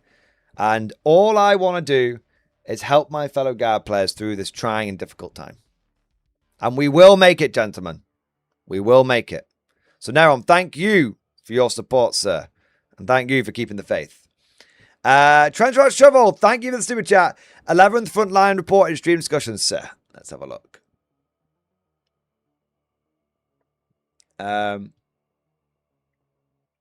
Here you go. Trenchrat, report for the front line, sir. As a relatively new wargamer, I started 1 year into 10th. I'm actually enjoying 11th. That's great, man. Awesome. Played 2 games, both taken hold. Got bent over both games, but had fun. Nice. I mean, and what about the games? I'm enjoying the list building and dispositions. P.S. Borgans are smashing and Drew Death Riders performing well for me now. Engineers feel like I could do some work, but mine didn't last long. That's fair enough. My local area, however, is crashing out. I have given a demo game of K47. Both players order starter armies after, and I have been teaching people one-page rules when they tell me they aren't interested in getting new models. Ran 2 3,000 point, close to 20k point games in 40k. Games of OPR last night, back-to-back. Oh, well, I imagine you meant 2k, yeah. Sorry. 3k points in one-page rules is 2k in 40k, yeah. Games of one-page rules last night, back-to-back in just about 3 hours. Had a lot of fun. 3.5 one-page rules, I think will capture a lot of 40k refugees in the coming months. So I'm enjoying 11th, but I think it may be dying in my area, at least for the moment. This is my first edition change, but it seems pretty clear that all the changes are just a guise to make people buy models. Interesting. Interesting, Trendstrap. Very interesting indeed. I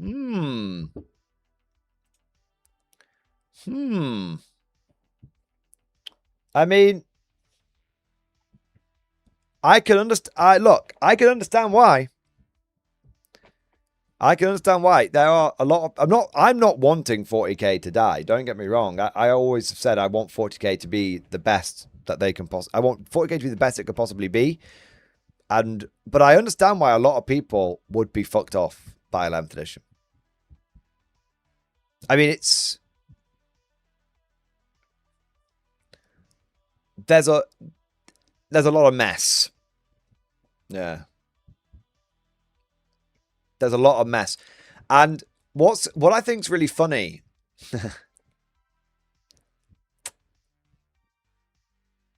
is a lot of people are going, there's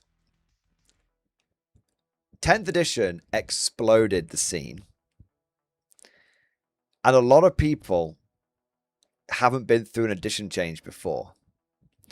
And so a lot of us jaded old grognardy veterans, we've been through this so many times that at this point, we almost don't even realize how fucking crazy it is. Like the chicanery and the shit that GW gets away with. But if you've gone through this for the first time, then this looks like absolute bullshit. And a bunch of old grognards going, yep, that's just what GW does. A lot of the new players are going to be like, well, fuck this then.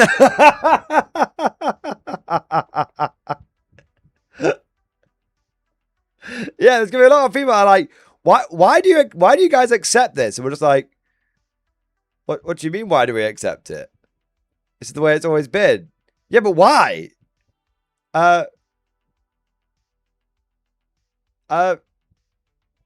Because I don't know. The programming. 11th edition is the best the game has ever been. Doop, doop. It's the most narrative edition. Doop, doop.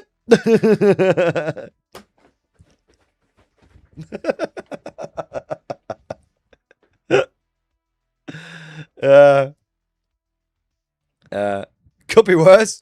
Could be Heresy 3rd edition.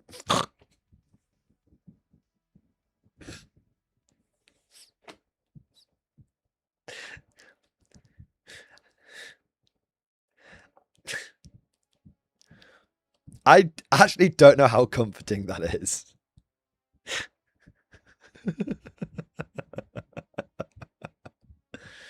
Yeah. Ripped. The funniest thing to me, right, honestly, the funniest thing to me was when GW announced that Old World wouldn't be getting a new edition, and everyone went, yes!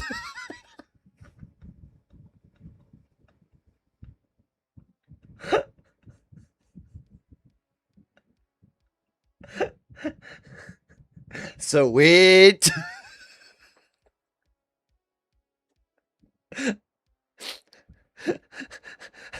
There's a bunch of like heresy players looking over at Warhammer the Old World, just absolutely seething. It's like, why couldn't my game be like that?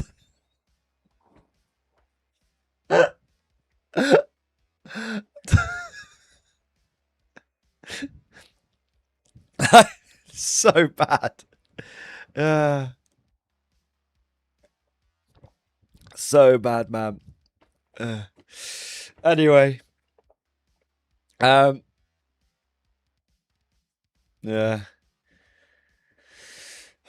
Right, what have we got? Got the super chat here.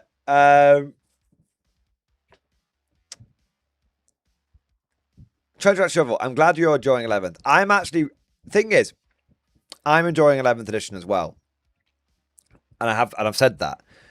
I haven't backed down from any of the concerns I have, but I'm enjoying the, as I've described it, the Battle of Calypso phase, like in Helldivers 2 when it was stale and then the Illuminate came out and nobody knew what the fuck they were doing, so it was just fun throwing shit at the wall. So I'm enjoying the experimental phase of 11th, but I hasn't dissuaded me from any of the concerns that I've had. But I am enjoying it. But I think one of the reasons that I'm enjoying it so much is not enjoying it so much. I'm enjoying it. I'm enjoying it a reasonable amount. Like, it's fine. Like, it's not amazing. It's definitely not the best edition yet or anything like that. But you know, it's fine. It's relatively enjoyable. But one of the reasons why I think I'm finding it relatively enjoyable is because of how many models I have. I think if I was someone who only had a 2,000 point army or who had several factions who were only built up to like 2k, I would be looking down and going, oh my fucking God. Yeah, I can't think of a single 2k army that's really made the transition. Yeah. What do we got next? All Things QB, thank you for the super chat. A year on, almost finished my bolt action Fallschirmjäger competition army. Hey! Many streams kept me company for late nights and painting. Pictures in stream discussion. Let's have a look. Holy shit, man. These guys look excellent. On the final stretch for my army painting Fallschirmjäger. Really pushing for the best army at the Warlord GT next month. Wow. Holy shit, man. You should get it. You've done the little fucking grains on the wood. Oh my God. That's so cool. Like the little radio and everything, the heavy mortar. Dude, like, you've done the stubble on the guy. The guy's literally got stubble. Yeah, these are mentally good. Yeah. I mean, you've absolutely nailed the camouflage smocks. I mean, these are probably some of the best bot action minis I've ever seen. Excellent. Like, look, the faded transfers and stuff as well. And you've even like got like the base sizes where like, so there's not like even a hair out of place. It's like a cool like sort of slightly extended base size. Love that. I love the you've done the different colors on the ammo as well. That makes that makes a big difference. He's holding his fucking helmet up. Nice. Nice. Just excellent. Just excellent all around. Very, very, very cool. He's even done the watch. Yeah. Very, very, very, very fucking cool, man. Wait, we've got some more here. We got some more. Look at the fucking vehicle, man. Look at the fucking spruce coming off it. That's so cool. You've done a road on its base. Holy shit, man. Like every model is like a little diorama. Wow. Look at them all together as well. And people say, oh, I don't like painting historicals. They can look a bit drab sometimes. Fuck you, bitch. This is proof. Proof it ain't. That's cool. That's the medic. Nice. Very, very, very cool. I love how he's got like his Luftwaffe uniform on underneath. Very, very cool. I think they might be some of the best barge models I've ever seen. Yeah. That's awesome. Absolutely awesome, man. You should be very proud of what you've achieved there. And I wish you genuinely the best of luck in getting the best painted.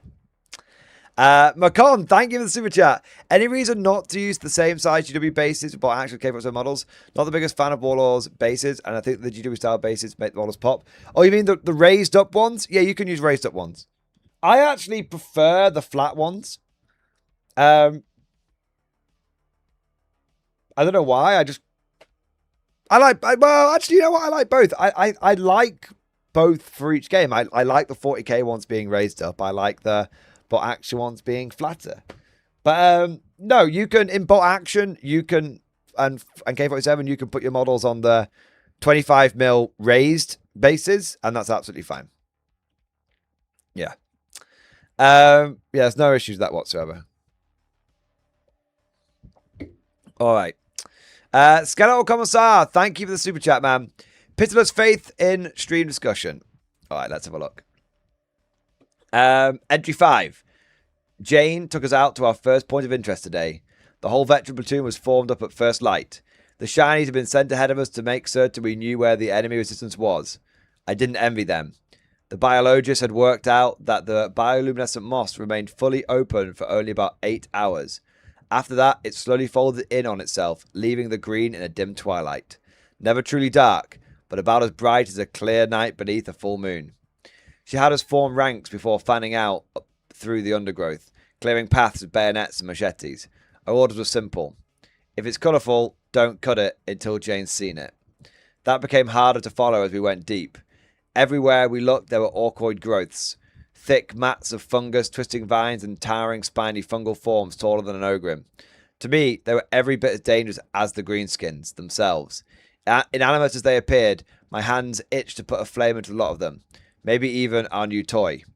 We settled for hacking them back where we could.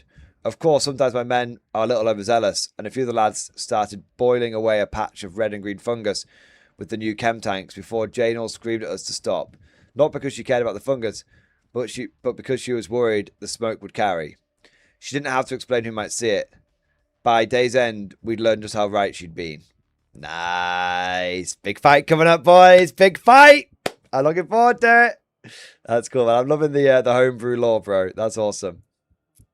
Okay. Next, we've got Cosmic, my boy. Cosmic, thank you for the super chat. Once GW kills Mold World... What should we kill the old world? There'll be nothing to stop K47. if GW kills Old World, I do think there will be a great exodus. I do think there will. I think Old World is the trap at the bottom of the bucket, which is stopping a lot of players from leaving. I cannot tell you how many people I know who have quit 40k and gone to Old World. I mean, I have lost count at this point, but we're talking dozens upon dozens upon dozens. In fact, the majority of people that I know that still play 40k are actually relatively new. And there's like, it's probably not the majority, I'd say a good 50-50 at this point. Because I do play with a club of quite veteran players, but so many of them have stopped playing. Yeah. It's kind of crazy. It's kind of crazy, yeah. Yeah. I want Old to reach the point of the vampire count so I can get a hold of old skeleton kit. Yeah, man. Yeah. Old skeletons would be awesome. Alex, oh, it's me. I thought I felt my ears burning, Tim. I mean, Alex, you are, you and I, we were smashing the super mages at fucking 8th edition, right? And a bit of 9th edition. And now, I mean, you could answer quite honestly, if Warhammer Old World didn't exist, would you be buying anything from Games Workshop? I mean, I already know the answer. The answer would be no. Yeah. Unless Horus Heresy was still around. And then Imperialis Militia might tempt you, but yeah. GW's in the wheel slip moment. If they don't regain traction soon, they will slide backwards towards collapse. Yeah. Sunk cost fallacy. They don't want to buy, build, and paint new armies. It's the only reason people in my area won't move to Old World or K47. So one-page rules is where people in my area are turning. That makes sense. Yeah. But the thing is, Transstructural, what you'll find is what okay. This is really important, and I don't know if GW... I'm not saying this... You know what? I'm almost saying this for GW's benefit, if by some miracle the GW spy ever watches this. The moment someone starts looking at other game systems is the moment that GW starts to lose them. Or they've actually already lost them, they just don't know it yet. All those people in Trend Structural's area that are going over to one-page rules, that is just the first step. But what happens is they go outside of the GW ecosystem, they look at how other companies work, they look at how other rules are written, and they go, wait, why is GW doing these horrible business practices and other companies aren't? Why are these rules like actually well written and GW's aren't? Like, why has this release come out and everything just works? Or 95% of it works? Why are the rules free? And once those seeds start getting planted in people's heads, it's so hard for GW to get the people back. At that point, at best, what happens is they start playing 40k alongside other games, similar to like myself. But for a lot of people, once the seeds are planted, they can't undo it. So that's why I say to Games Workshop, like, I'm not shitting on you. I'm not criticizing you because I want you to fail. I'm criticizing you because I want 40k and Warhammer to be awesome and excellent. And the truth is that the more GW does this kind of shit, the more bricks they take out of the Jenga tower. Yeah. But anyway, moving on. Pigeon Tony, thank you for the super chat. Have we already talked about the Wall of Mystery Box return? Looking pretty good. We haven't. We briefly mentioned it. Yes, the mystery boxes are back. They look awesome. They're excellent. I not to FOMO a bunch of people, but if you want to buy actual one, I'd get it sooner rather than later. The other ones will probably be around for a bit longer, but the actual ones will probably go pretty quickly. That's not me FOMOing you. That's me giving you a heads up in case you've not experienced the mystery box process before. All right. If you miss one, though, don't shit yourself. They come back every 6 months. So, yeah. It's only half a FOMO. D's nuts. Thank you for the super chat. I got an Inquisitor Coil. I'm going to try him in a list of transports, Bridgehead Scion squads, and a few squads of Creek. Probably bullshit, but we'll see. I know. I think Croyle's great, man. I genuinely think Croyle is legit. I think the way you want to use Croyle. So the thing is, you kind of need to think about him with the stub gun, not the Toxic Cycler. Because the Toxic Cycler will probably just miss, and then you won't get your Oath of Moment equivalent off. But the Toxic Cycler has got the stub gun. It's got 2 shots, so you're much more likely to hit. The issue is that then he's very close, and so he's probably going to die the next turn. He's probably not going to survive because he's got low knock, but not if he's that close. So the way I'm thinking of using Croyle is I don't use him every turn. I use him in a go turn. So it's like, all right, I need that thing to die. It's time to have a go turn. Bang. Croyle, Stubbs, everyone else blasts, and we kill the thing. And then if Croyle then dies after that, he then dies. But as long as he either allows you to nuke the big scary thing or allows you to facilitate a general go turn, I think he's pretty decent. Yeah. I think he's very decent. So no, I don't think Croyle's bad. It's just about playing him right. Cosmic Drew, thanks for super chat. OP armors burn as well. For the Rift, there will be only K47. No, Cosmic, I think right now, one-page rules and Conflict 47 and other game systems can all exist pretty much side by side. It's fine. Yeah. It's not about one or the other. It's about having player choice. Player choice is the main thing. Yeah. All right. I was going camping with the boys tomorrow. The plan was D&D and 40k. That has now changed to K47 and one-page rules because they're just fed up. There you go. Chantrap. Yeah, if you know what? Thing is, 40k, you can actually sell 40k for almost as much as you paid for it these days. So it's not even a loss of investment. And then you can get, if you do want to sell out, you can get plenty of K47 for that, can't you? Yeah. Cosmic Jew, bolt action shall burn, for there's only the Rift. All right. Cosmic's got a bit off the deep end. Somebody give him a Snickers. Clearly he's feeling a bit grumpy. Where's the banana? Right, there you go. Have we had the Grand Friday Tactical Revelation yet? We have not, but we're about to have it. Okay. So we're all caught up on all the super chats. Thank you to all of you for your most excellent support. Give me a moment. I need to have a quick drink break and a quick snack, and then check on Mrs. Morning because she's come home. And then when I get back, we have got a number of topics that I want to cover. But I need to have fuel in the tank to do that.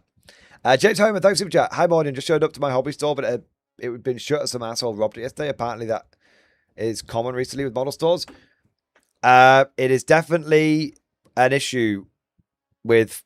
It is a side effect of 40k becoming more popular and people beginning to realize that it's actually valuable. Back in the day, genuinely back in the day, if your army got like stolen out of your car, the advice was check like around the like local bin, check around like bins and stuff in the area. You'll probably find your army's been shoved in there. And because people would steal army cases out the back of cars thinking they were like photography equipment and stuff like that. So they'd steal them, run around the corner, open them up to see if it was worth anything. And they'd see a bunch of Warhammer and go, what the fuck is this shit? And then they just chuck it away, chuck it in the bin. And genuinely, I saw multiple armies get recovered that way. My brother's own armies got recovered that way. Like now thieves know Warhammer's worth something. And they know they can shove it on eBay and get money for it. So yeah, unfortunately, not that safe anymore. Yeah, it's like Pokemon. Yeah. Fortunately, fortunately, they don't. Conflict 47 doesn't have that problem at the moment because it's just not as big as 40k. Old World probably wouldn't have the same problem. AOS wouldn't have the same problem either. It's just a 40k thing, really. Yeah. Side effect of success, I suppose. Yeah. All right. What? Let me grab a snack and I'll be back in a moment. Yeah, Fortune War, they're not the popular. Yeah, exactly. Sometimes there's advantage in being slightly smaller. Yeah. Yeah. All right. Back in a moment.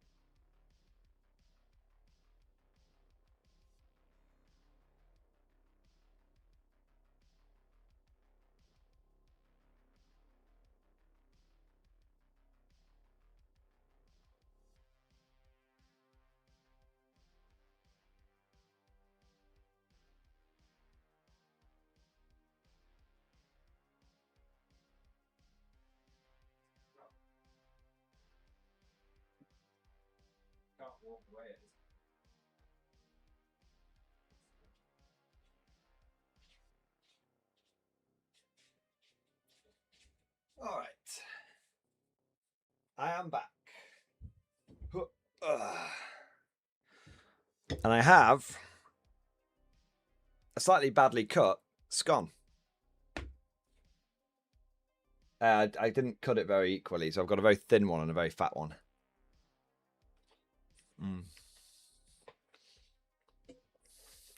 Excellent. Right, I'll eat this quickly, and then we'll do some tactical chats.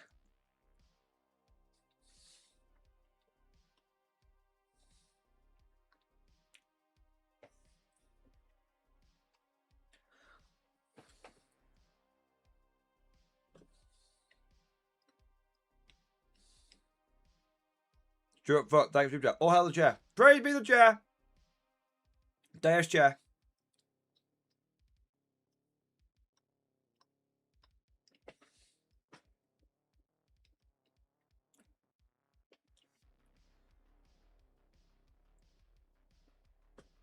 Is that all you wanted this morning for? Food? I've got this myself, thank you. I'm a strong, independent man. Not that independent though.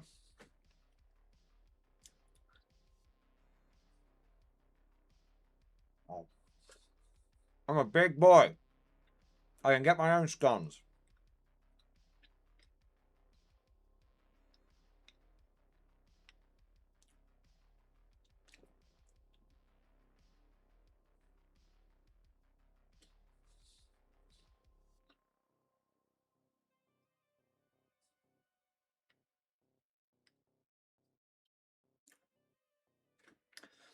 John Doe, what's the best K-47 Lord channel recommend me?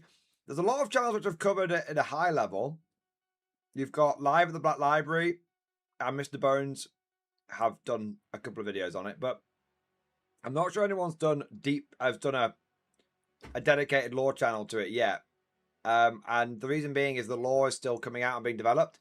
I think there'll be some more that people can get their teeth into when a couple more of the storybooks come out.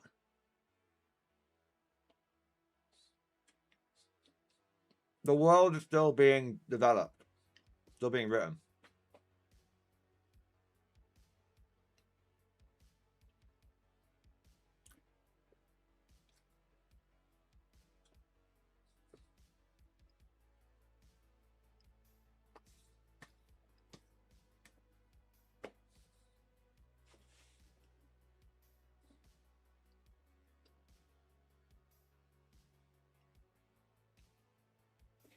All right. Okay.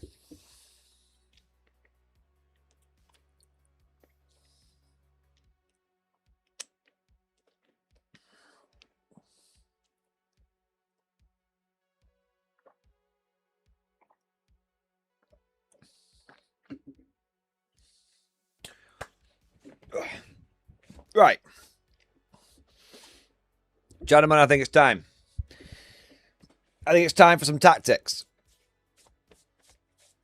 We've been chatting shit, talking bollocks, contemplating the follies of mankind.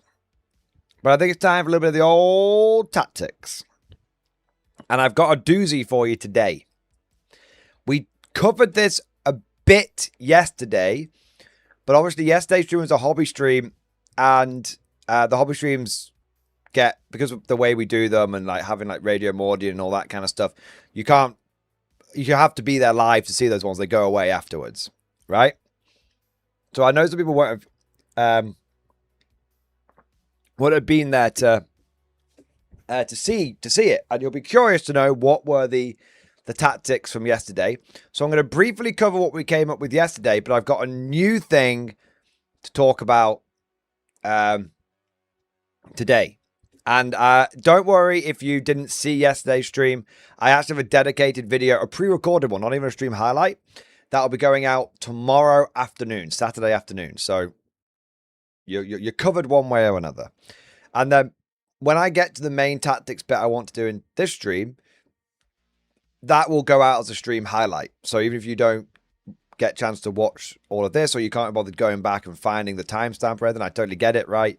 Don't want to sift through hours and hours of stream footage. All the relevant stuff will come out as stream highlights. So I got you covered one way or another. All right.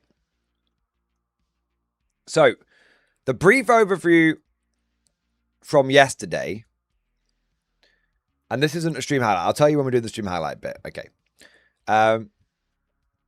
But this, the brief overview from yesterday is I found a way of making the Guard Infantry Corps work again. In fact, you know what? Actually, I'm just going to do it. This will all be. I'm going to do this as the whole bit because I think the bit that I talked about yesterday does kind of lead into what we're talking about today. All right.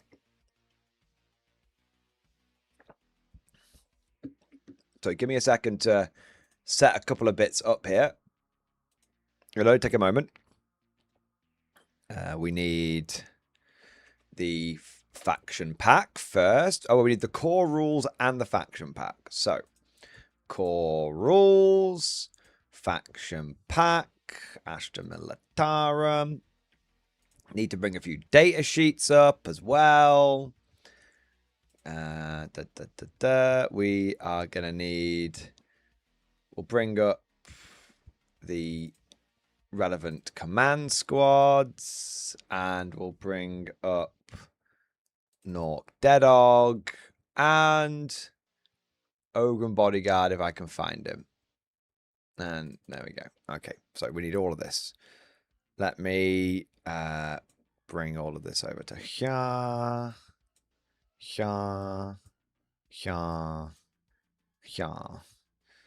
And then let me bring up this here.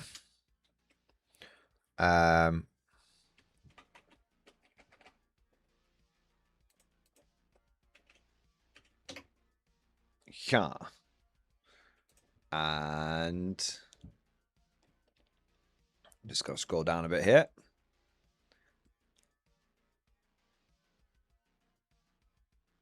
Here. Just zoom in a few bits there. Very good. And view, zoom in a bit here as well.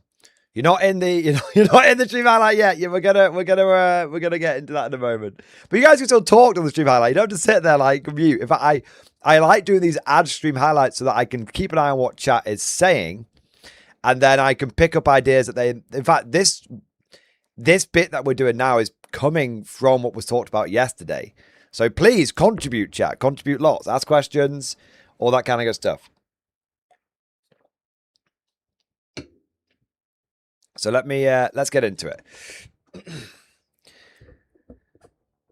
Gentlemen, ladies, small furry creatures from Alpha Centauri, I don't mean to alarm you, but I have come up with more tactics. I know these are not Zap Brannigan tactics of trying to overwhelm the enemy's preset kill limits. Apparently that's not a thing in 40k. But genuine tactics that might actually help us win some games, as well as secure some vibes. And today I have a bit of a Stone Cold classic for you. Because I am bringing back the hero, not that we deserve, but the hero that we need. I'm bringing back a combo from the ancient times, all the way back in the Halcyon days of 9th edition. And I've talked about this combo once or twice before recently, but it never quite hit the mark in 10th. But in 11th edition, it's back, baby. I am, of course, talking about... Now, new players won't know what this is, but old players will. I am, of course, talking about the Dreadnought. Yes! Not Dreadnought. Dreadnought. As in Nork Deadog. All right. Now, let me explain a little bit what's going on here. So in 9th edition, there was this combo that we came up with on stream. I did a whole tactics thing about it. People absolutely loved it. And it was legitimately actually good. And this was where you create something called the Dreadnought. And what you do is you take a Ogren bodyguard or Nork dead dog, and you attach them to a command squad. And this basically makes a really dead hard command squad. Something that is unreasonably durable for the points cost that you're spending on it. Now, back in the day, you could do all sorts of crazy things with Ogren bodyguards because they could join like characters and stuff like that. But now the Dreadnought, now the Ogren bodyguards just join the command squads. Now, the problem in 10th edition with this kind of thing is that you couldn't get orders on your Dreadnoughts and stuff like that. That was one of the big issues. And so there was always just felt like, well, you know, I'd rather just take a regular Bulgrin squad over something like this. Why not just take more Bulgrins? Well, the thing is, in 11th edition, the situation has changed. One, we now have step costs for Bulgrin. So there's a reason why you'd be like, okay, well, I might not want to take more Bulgrin if I can get a cheaper option, right? And secondly, why not take all of them? I think this is a case of not either or. I think this is a case of, hey, Bulgrin spam is ridiculously good right now. Obviously, we don't know how long this is going to last for with the Munitorn field manual hanging over us. Maybe Ogren will get a points nerf. Who knows? So it might be a case of if Bulgrin don't get nerfed, we can take both. If Bulgrin do get points nerfed, this is a good backup option to have. So however you slice it, I think that this tactic is going to be relevant. All right. So let's go through how all of this works. And it's going to come back. It's going to come back. Let's start with the data sheets first. Okay, let's start with the data sheets first. So the first one we want to look at, of course, is the Ogren bodyguard. Now, the Ogren bodyguard is basically a very tough lone Ogren. So he's movement 6, toughness 6, a 5-up save, and 6 wounds, leadership 7, OC 1. So he's basically he's 2 Ogrins in one. That's a good way of looking at him. And he costs 40 points. So he's actually pointed like 2 Ogrins as well. Now, he comes with a number of abilities. So you can put a slab shield on there if you want him to go up to 7 wounds, which would be kind of crazy. But he's only got a 5-up save, so you might not want to do that. I think the more relevant thing is you go for the brute shield, which gives him a 4+ invulnerable save. He also has a 6-up feel no pain. And if there's an officer model in this unit, then the officer model has a 4+ feel no pain, which can be quite good for protecting the officer from things like precision. But the main reason we're kind of taking this guy is because you can get a 4 invulnerable save, toughness 6, 6 wounds, right? And the sort of prevailing wisdom with the loadout for this is you go Bulgrin Maul and you go Brute Shield. Although it is because you replace the Ripper gun with the Bulgrin Maul, but you cannot. The unique thing about the Ogren bodyguard is you can actually keep him with the Ripper gun and replace the Ooge knife that he gets with the shield. Now the Ripper gun actually is pretty good at shooting. It's ballistic skill 4+, rapid fire 3 with 3 attacks, so 6 attacks within 9 inches. Because it's got an 18-inch range. And strength 5, AP -1, damage 2. Now, in the past, you would swap the Ripper gun out for the Bulgrin Maul. Because unlike the normal Ogren squads, this thing was only AP -1.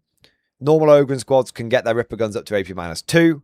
So what this meant was back in 10th edition is that you didn't really take the Ripper gun because AP -1 basically meant AP -none, right? But in 11th, AP -1 actually does mean AP -1. So going for the Ripper gun isn't a bad shout. His shooting is now significant. Bear in mind, you're probably going to be stripping cover off the enemy anyway. And like I said, the problem in the past is in 10th is you couldn't get these guys orders, but now you can get them orders. So bear that in mind. Well, I'll show you how we get the orders in a moment. The Ripper Gun also does have a melee profile, which is 5 attacks at strength 6, AP -1, damage 1. So it's not too bad in close combat. But I think, again, you're probably going to go for the Bulgrin Maul because he does have it's 5 attacks with better strength, same AP, and more damage. Now, what's kind of interesting here, right? What's kind of interesting here is, as much as I have said, you probably want to go for the brute shield. I actually do think there is precedent to take the Ooge knife now. And I think it comes down to what kind of dreadnought you want to build. Do you want a dead hard brick wall that is going to take an elite enemy unit to shift it? Or do you want a bit of a fire and forget missile that you yeet out into the enemy? Because both are viable. One is like, okay, well, I'm taking Bulgrin because I want to have a brick wall, and the damage output they do is okay. So I'll do a similar thing with the Ogre and Bodyguard. I just want more brick walls, right? The other is, I need a approximately 100 to 105 point unit, which is good at melee, which I can just throw out into the enemy, and it's actually going to do quite a lot of damage. So both are viable, and you'll see that when it comes to like orders and stuff like that, right? But both are very, very, very viable. So don't discount the Ooge knife. I mean, don't discount going down Ripper Gun and Ooge knife. Like, I really think that between the Ripper Gun and the Ooge knife, you have now got 12 damage, AP -1 damage to attacks coming out of this guy. That's not too shabby at all. So there is actually an argument for the Ripper Gun and Ooge knife if you're going down the damage output route. But what we need to understand here is Loyal Protector. So because right now we're just talking about the Ogre and Bodyguard, and you might be thinking, all right, but how is this any different from putting him in a command squad, then putting that command squad in like a Acadian blob or a Krieg blob for that matter? Well, the thing is, Acadian blobs have gone up in price.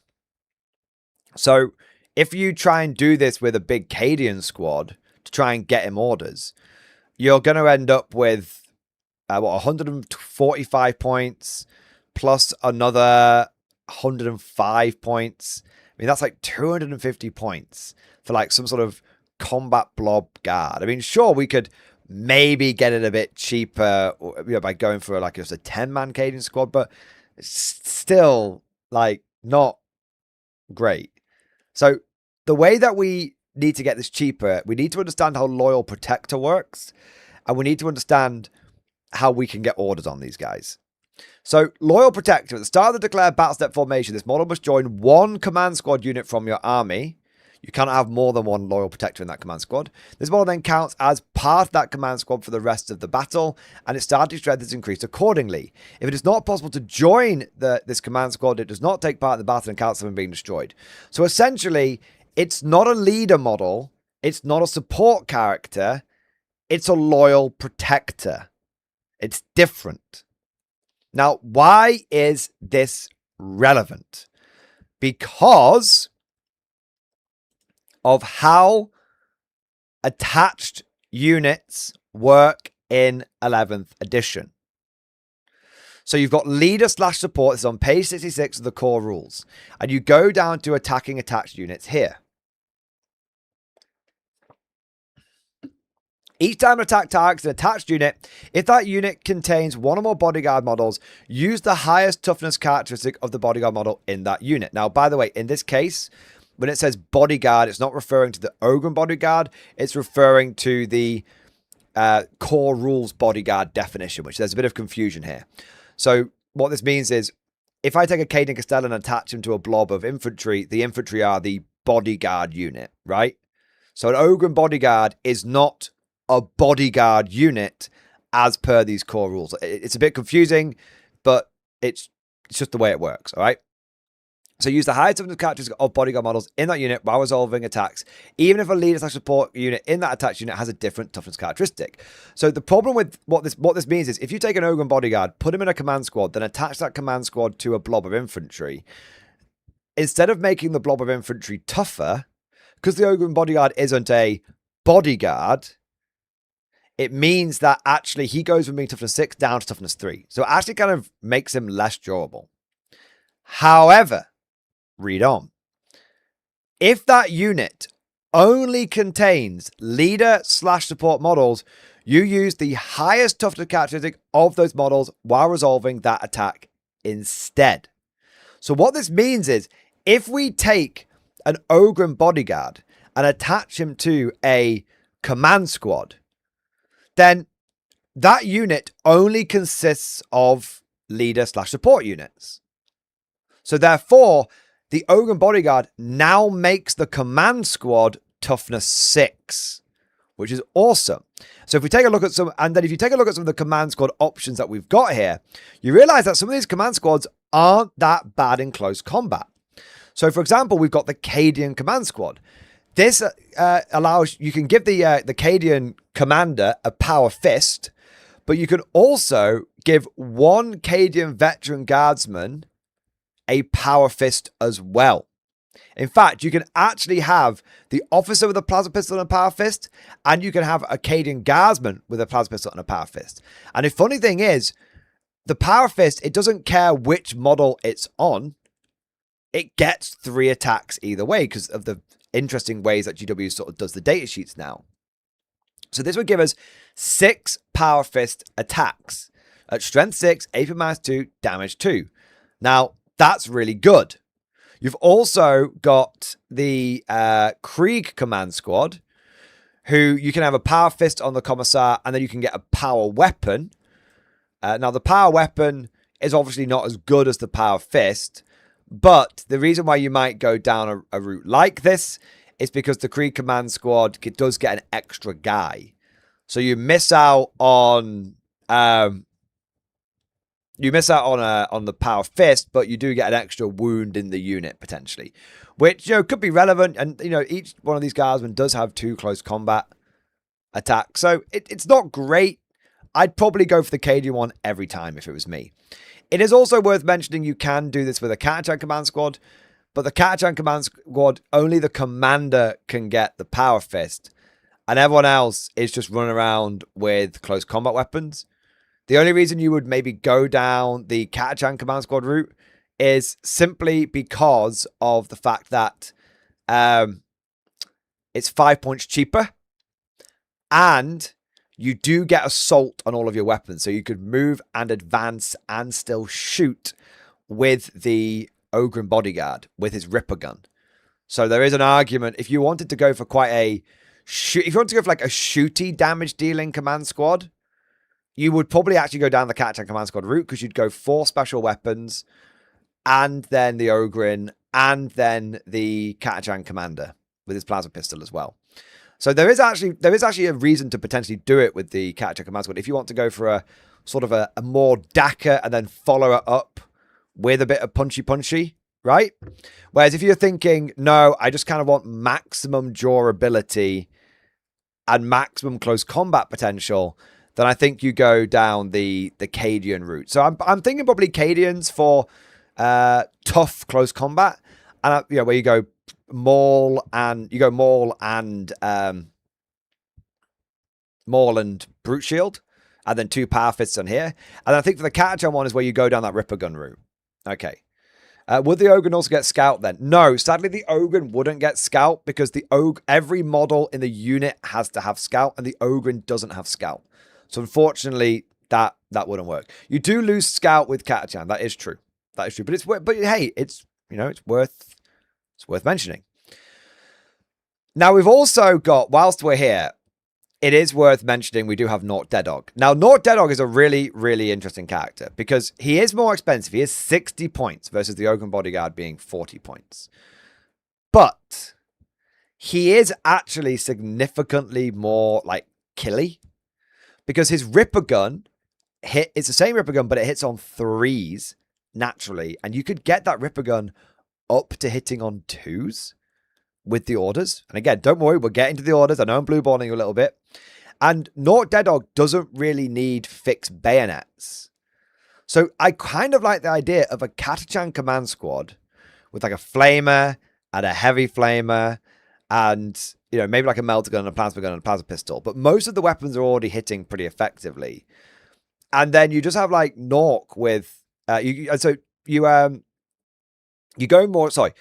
like the flamer and the heavy flamer, or maybe you go heavy flamer, grenade launcher, plasma gun, melter gun, plasma pistol, Nork.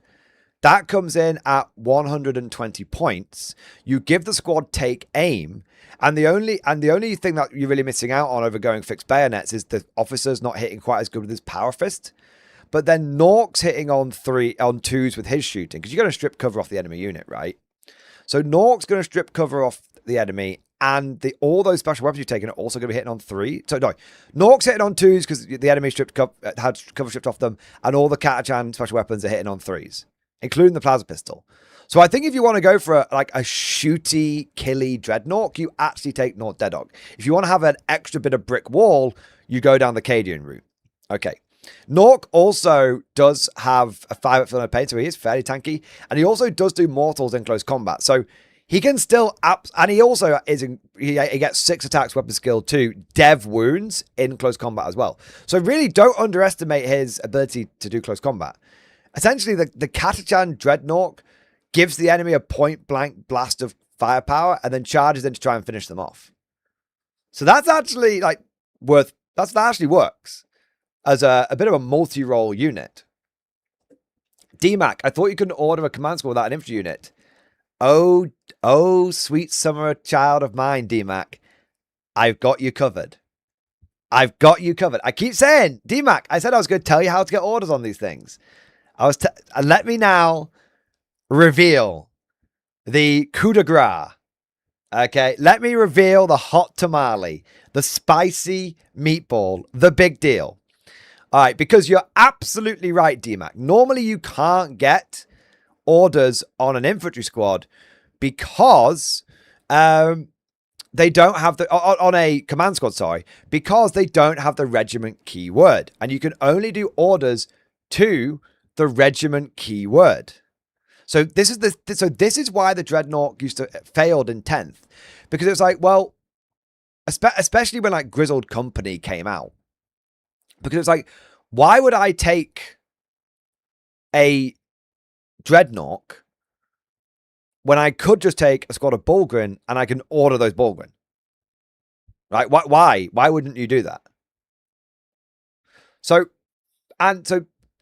it just didn't make sense to go down this route, because you want the orders because you want these guys hitting on 2s. You want them being very effective, or you want them running across the board quickly, right?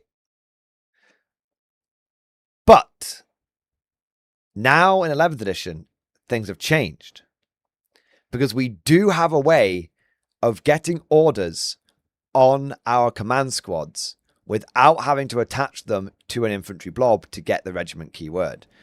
Enter, left of stage, my favorite detachment, armored infantry. I keep telling you guys, this is the GOAT. This is the detachment, baby.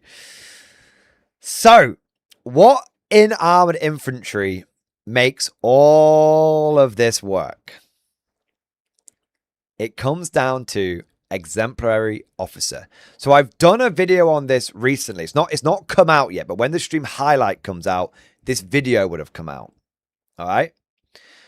Now, some people, Wald might say, why not go Abhuman Auxiliaries? Because Abhuman Auxiliaries doesn't allow you to order. I don't think Abhuman Auxiliary allows you to order the command squads, because I think it just allows the Commissar to order Ogrin or Bulgrin squads. And that's Ogrin as in not Ogrin keyword, but like Ogrin as in Ogrin. Yeah. Is it shall we check it? I mean, maybe we've got 2 ways of doing it. Maybe there's 2. Hey, I'm not going to complain if we've got 2 ways of doing it. Let's have a quick look.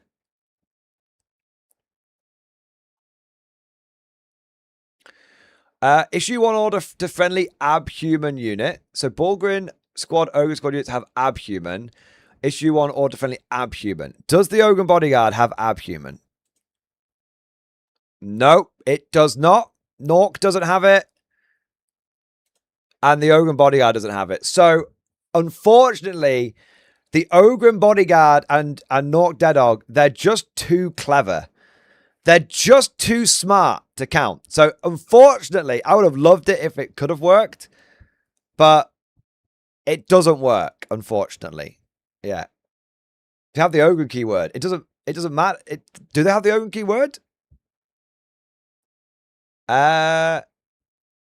Bulgrin squad, Ogrin squad. It's not Ogrin or dude. It's very, very specific.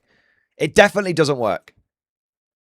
It definitely doesn't work. No. It would have to be if this. I mean, I don't think so. Anyway, let me have a look. It does have Ogrin. Oh.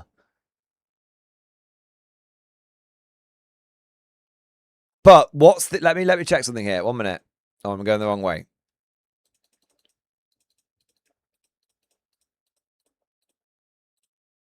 No, look. Ogrin squad. Bulgrin squad.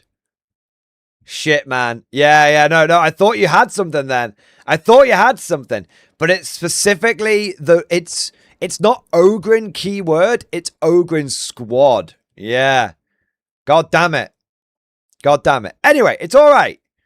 Because we still have what I was talking about, which is exemplary officer. See, this is why I like doing these live sometimes. Sometimes I like having the tactics, just me, but sometimes I like doing them with chat because we can explore some other avenues and stuff. Even if they don't pan out, we can explore it and we can answer those questions. Right? Now, it's a good question, Waldmeister. Don't be disappointed. It's a good question. But let's get back to armored infantry, my beloved. So armored infantry, I think, is a really good detachment. I've done multiple videos on it. I've talked about how it can solve the order economy for guard vehicles. I've also did a video, like I said, it won't be out right now when recording this, but it'll be out by the time this goes out as a stream highlight, talking about how exemplary officer can fix the infantry corps. Because so one of the problems with the infantry corps we've got right now, and I won't deep dive this because will have covered it in that video.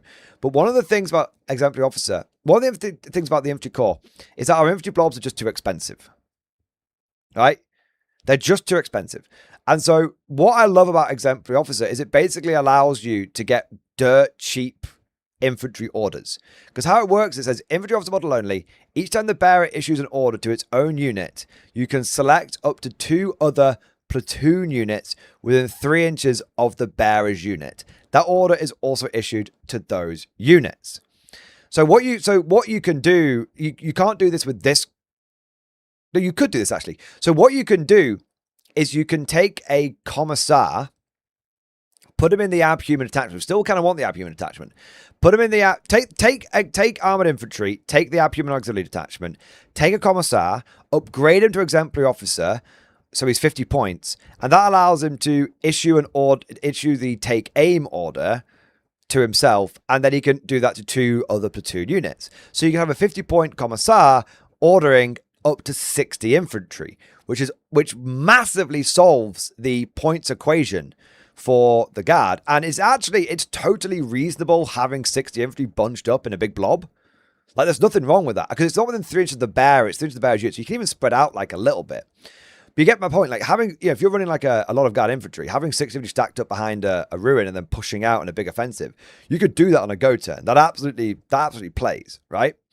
Now, the key thing here, though, is you don't just have to put this on a commissar. That was what I covered when I was talking about the infantry video. But what you could do is put this on another officer as well. For example, you could put this on Acadian Castellan. Now, if you put this, Coherence is a big bitch for those blobs, though. Not particularly. It's 9-inch coherency. It's not so, honestly, it's not so bad once you run it. It's not too bad. And like I said, you're probably stacking your infantry up behind a ruin anyway. So I really don't think coherency is going to be, when you get down to the practicality of, okay, I'm going to put 3 blobs behind this ruin in my deployment zone, when you think about it like that, I don't think that's bad at all. Anyway, now, you can do this with Acadian Castellan. And the reason why you might want to do it with Acadian Castellan is because the Acadian Castellan gets access to like the full suite of orders. And he also can do 2 orders. So what's kind of interesting is the Acadian Castellan can order his own unit, and then that splashes out to 2 other platoon units. And then he could order his own unit again, and that splashes out to 2 other platoon units. Because there's nothing wrong. It's not against the rules to be able to order your own unit twice.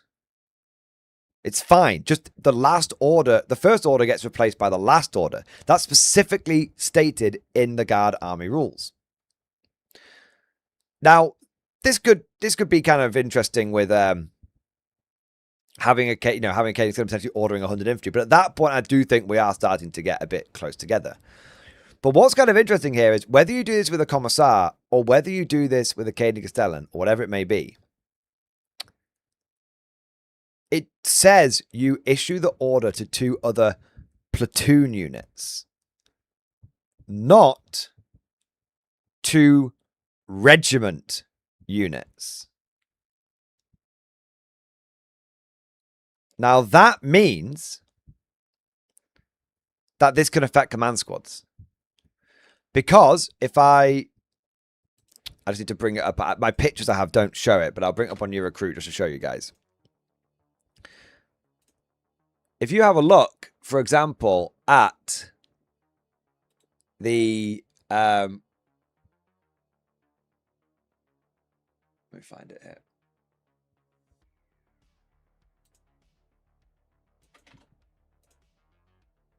If you look at the command squad, and we'll go for the Acadian command squad, for example, if you look down at the keywords, it does have the platoon keyword. So that means when the exemplary officer, in however capacity you want to like figure it out, right? Maybe it's a Acadian Castellan doing it. Maybe it's a Commissar doing it, right? However you want to figure it out, you can actually get your officer to order these dreadnoughts. And that unlocks the entire thing. Because these have got the platoon keyword. Your Ogun bodyguard is now part of the platoon command squad. Exemplary officer allows you to order your unit and 2 other platoon units. So this means that you can get up without having to attach the command squad to an infantry blob, which reduces its toughness and increases its points cost. You can get orders. You can get orders. And this isn't even that difficult to do. I mean, when you think about it, it's literally just 1 enhancement and a couple of detachments that you've added together. And what's cool is you don't necessarily need to do this within the Abhuman Auxiliary Detachment. If you want to do it with the Commissar, you can do.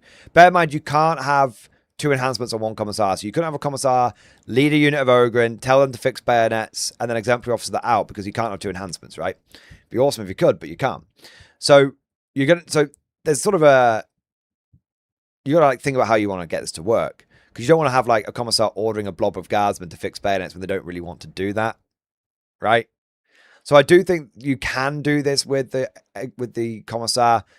You're probably better off if you're going on the dreadnought route, doing this with a Acadian Castellan, because kind of what's going through my mind here is you could have a Acadian Castellan. There's a few different ways you can do this. But the point is, you could have a Acadian Castellan or having like 60 infantry. The thing is, you don't even need it to be infantry. You could have 1 blob of infantry, a tank, and 2 dreadnoughts. Because what you could do is have the Acadian Castellan. Oh no, that wouldn't quite work. No, it wouldn't quite work. So yeah, you basically what I'm thinking is you have the Acadian Castellan order his own unit, fix bayonets, or move. Splash that out onto the dreadnoughts, and then he orders his own unit again, and then let's say like take aim if that's what he wants to do, and then he can splash that out onto 2 other units that are next to him. Or if you're like, I don't really need to move my Cadian blobs out this turn, you could have your Cadian extend and order himself with his first unit. Great. Do fix bayonet, splash out the dreadnoughts, off they go. And then you could have him do his second order just on like a tank. Yeah, I'll just have that. Just do it on that tank. Because it's armored infantry. So he can do one of his orders to vehicles. The point is that armored infantry is universal enough to not just lean only into armored skirmishers. It's kind of jank, but it works. Well, exactly. And the thing is, it's clear that armored infantry is actually kind of designed to work like this. Because there's multiple examples, like with things like the stratagems, where even like burst of speed, where even references like pushing bodies or engines to the limit. Yeah. But the point is, we can get the dreadnought to work.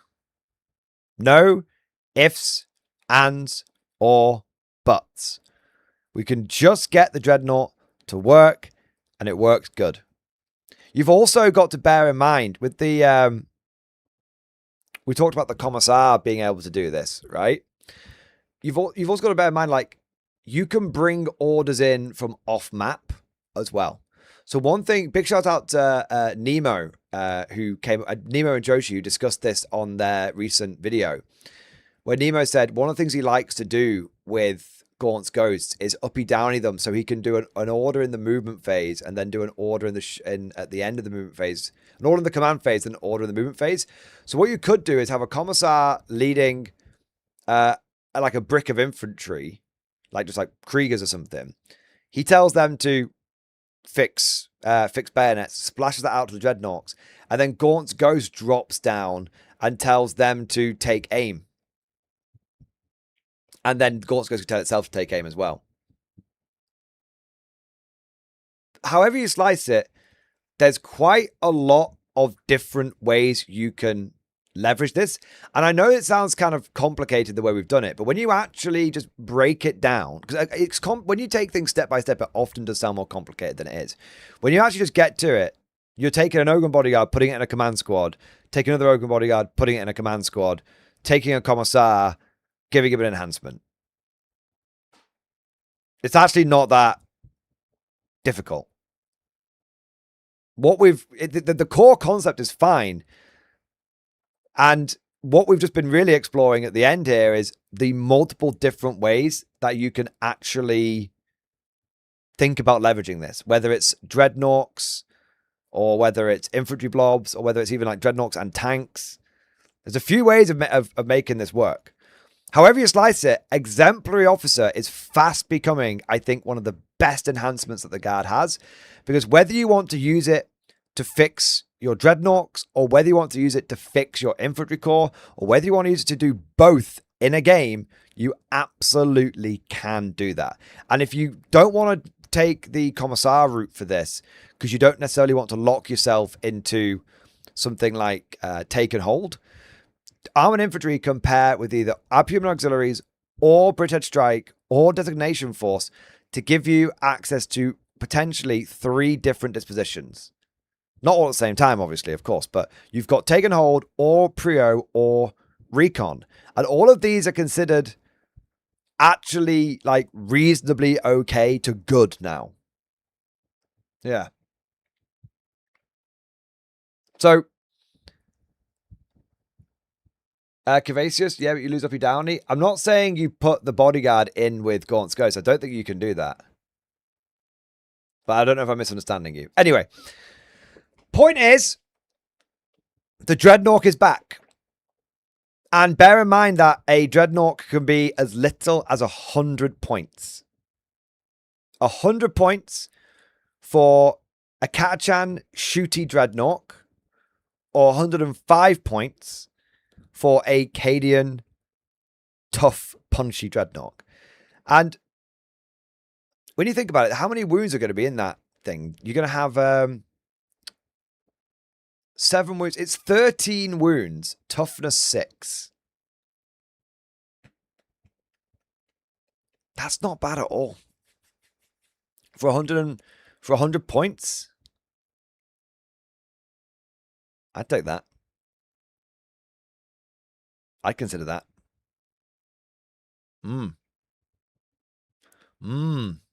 Especially, and think about this on the Katachan one. It just occurred to me. Think about this bad boy. What about burst of speed? What about burst of speed in that bad boy?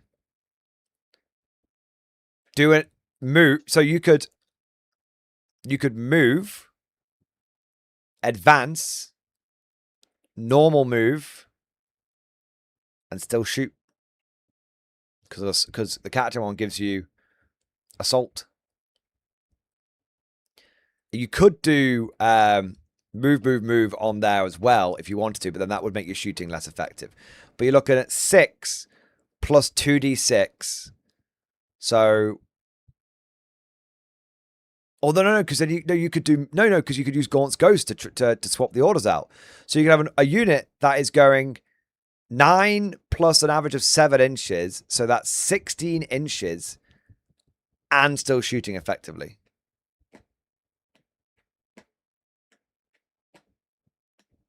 That's pretty good. That's pretty tasty. I don't think you can do advance and charge, though, unfortunately. Unfortunately. But, yeah. Just a couple of things. Just throwing some things out there. Just throwing some things out there. So, you do have a few options here. You do have a few options here. And I do think that Exemplary Officer is a really, really good enhancement. And I think that you can get a lot of use out of it. And this is the second video I've made about how this thing can really, really help. But of course, all of this is just like my opinion, man. Let me know what you guys think down in the comment section below if you're watching this post live. Or, of course, let me know live what you think. So what do you think, chat? Is the Dreadnought back? I think it is. I think it's a relatively simple. It's a relatively simple tactic. The fact you have to kill the medic before the character hurts it a lot, in my opinion. I mean, that's if you're taking the medic. I wouldn't take the fucking medic. Fuck that. Unless you have to take the medic in like a Cadian one. Honestly, they're just shit munchers, Jerry. We don't really care about them. It's a cool quote, but I don't think I'd run it. You see, 18 Bulgrin plus 4 Dreadnoughts. 1 Katachan one, 3 Cadian ones. You see, that's a lot of toughness.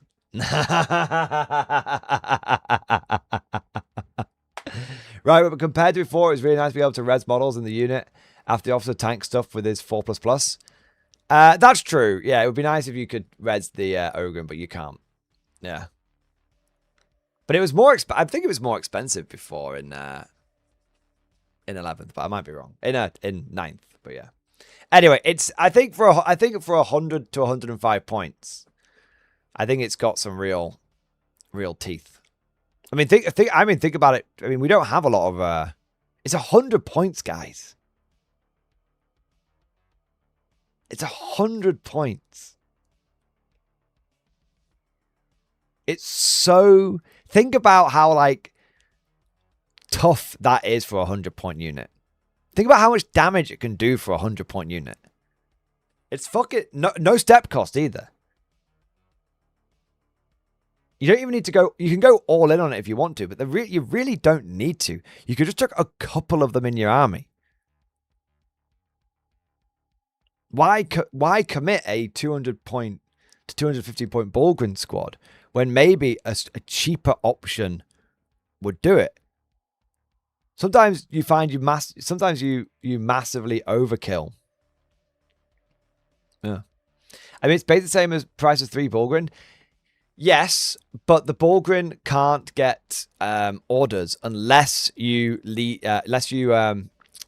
go into the Abhuman Auxiliary detachment, and they actually end up being more expensive. And you never want to take 3 Bulgrin, do you? Can you stick them in a transport? You can stick them in a transport. This is an interesting thought, but it doesn't fix the infantry problem. The infantry problem, Paolo, you missed it. The infantry problem I've covered in another video. It'll be coming out tomorrow afternoon, so don't worry about that. I only briefly went over it again in this one. Yeah. What disposition? I mean, if you went full potato skins, including this, I think you go take and hold, don't you?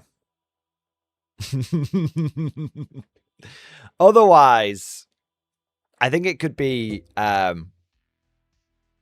think it's a good tactic for any of them. Take and hold or Prio, or if you like Prio or Recon.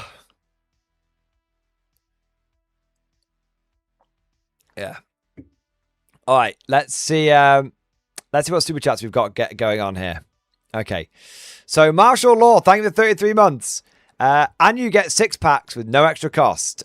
Is that for the Katachan one? Xbox, baby! I love it, man. Thank you for the support. Gotta go down the Katachan one, right? Teapot, thank you for super chat. Breakfast and hobby update in stream discussion.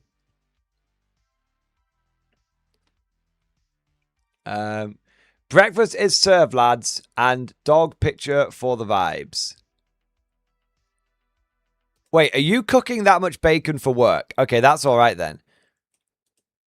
I thought you were cooking that much bacon to eat yourself, and I was just like, you're going to die. Does that say goat fritter?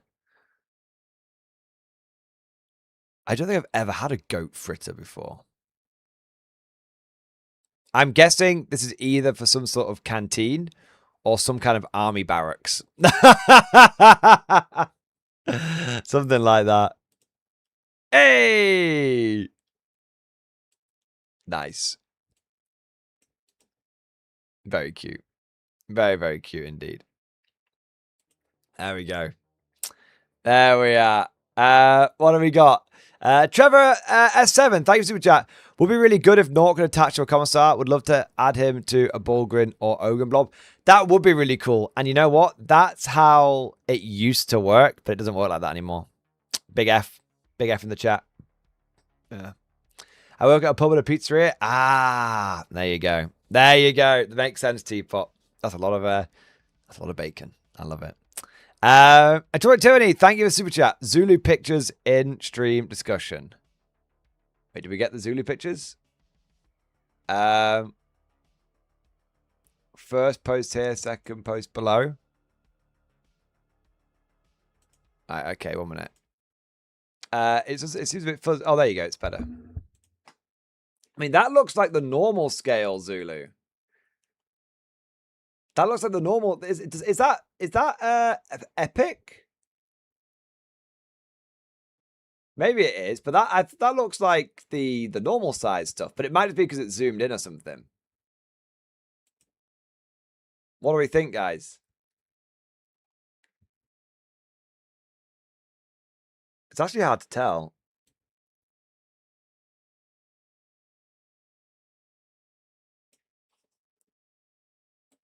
Yeah, it's actually hard to tell. These might be the small strips. It probably is epic scale, actually. Yeah. I think it's just zoomed in a lot. Yeah, it probably is. When you look, because these are the little stripper bases that they do for them, aren't they? Yeah, it's 15 mil. Interesting. Cool. Yeah, it's definitely 15 mil. You can tell when you get a look at the faces. Very, very cool. Amazing. So apparently it's coming on the 24th. So they must have been going over pre-order today then.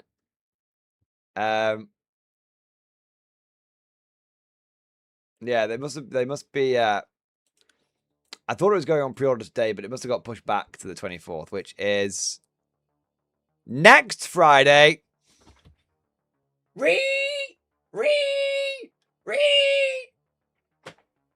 My day is ruined. I was assured it was this. Did I misread my email? 1 minute.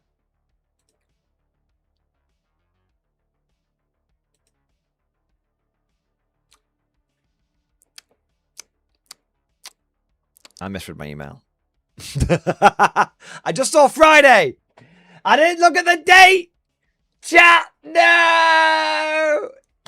It's my fault. Lambast me. Lambast me. So it's going on pre-order next Friday. Oh, well. Gotta wait a whole nother week. Yeah. I'm going to be waiting with bated breath. Waiting with great anticipation. Yeah.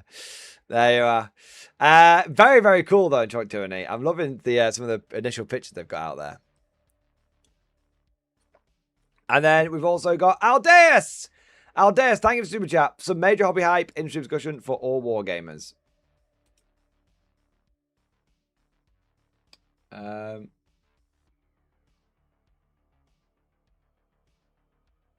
So some major hobby hype for wargamers everywhere. One of the best historical wargames clubs, the guys behind the Little Wars TV YouTube channel, have produced a library of rule sets and magazines with the permission of the authors as publishers. No charge, no sign up, and supported as a resource for the hobby. Interesting. Let's have a look. So Wargames Library, curated, playable, free. The Wargames Library is a curated collection of free tabletop game rules, scenarios, and magazines. Stop scrolling through clutter and clicking dead links. Start playing the best free wargames today. Browse the collection by historical era, game scale, or our own staff recommendations. There's no catch, no cost, and no need to subscribe. Just browse, download, and play. Wow. Okay, let's go to the catalog. This is cool, man. This is very cool.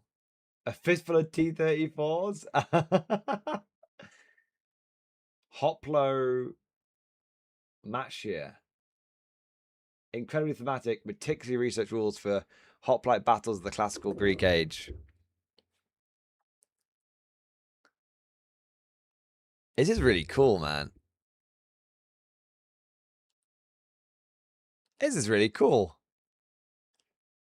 Unter Seeboot, the World War II U-boat solitaire game. They died for glory. The Franco-Prussian War. What's this one?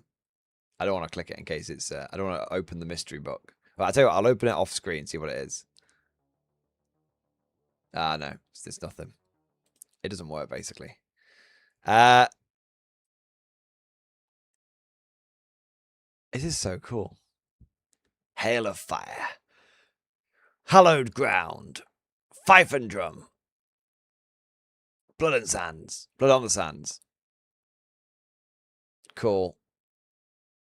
The Alamo. The re-release of the classic 1990s convention event where the entire game fits onto a ruler. What? That's crazy. Big battle. Oh, okay. It feels like that. That's very cool. Yeah.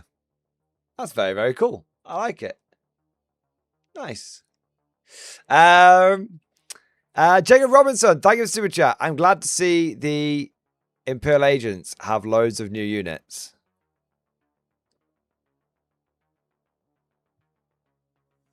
What do you mean? I feel like there's a joke here that I'm missing. Are you saying Guard is going to agents? That better not be it. I'm crashing out. Just watched your Codex video. Your Cortex video. Let me have a look. I can't remember what I published today, to be honest.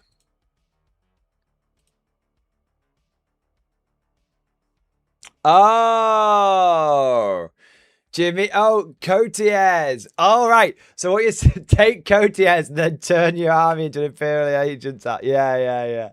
It took me a second to get it. Sorry, I couldn't remember what video I'd got out today. Apologies. Yeah. I mean, in theory, you know, you could make a really cool thematic Imperial Agents themed guard army with that. Yeah. To represent Coach's private army. Yeah, you could. You absolutely could. Probably implying that agents characters are required for guard to work. I mean, they're not required, but there's one or two that help quite nicely. Yeah. All right. So I'm still tempted to start 120 Arbites army, bro. You would lose every game, but have the thing is, I would do it, and I actually might do it, but sorry, I'm getting distracted. I would do it, and I actually might do it, but the thing is, it's a lot of painting. I could 3D print the shit, but it's a lot of painting. Yeah.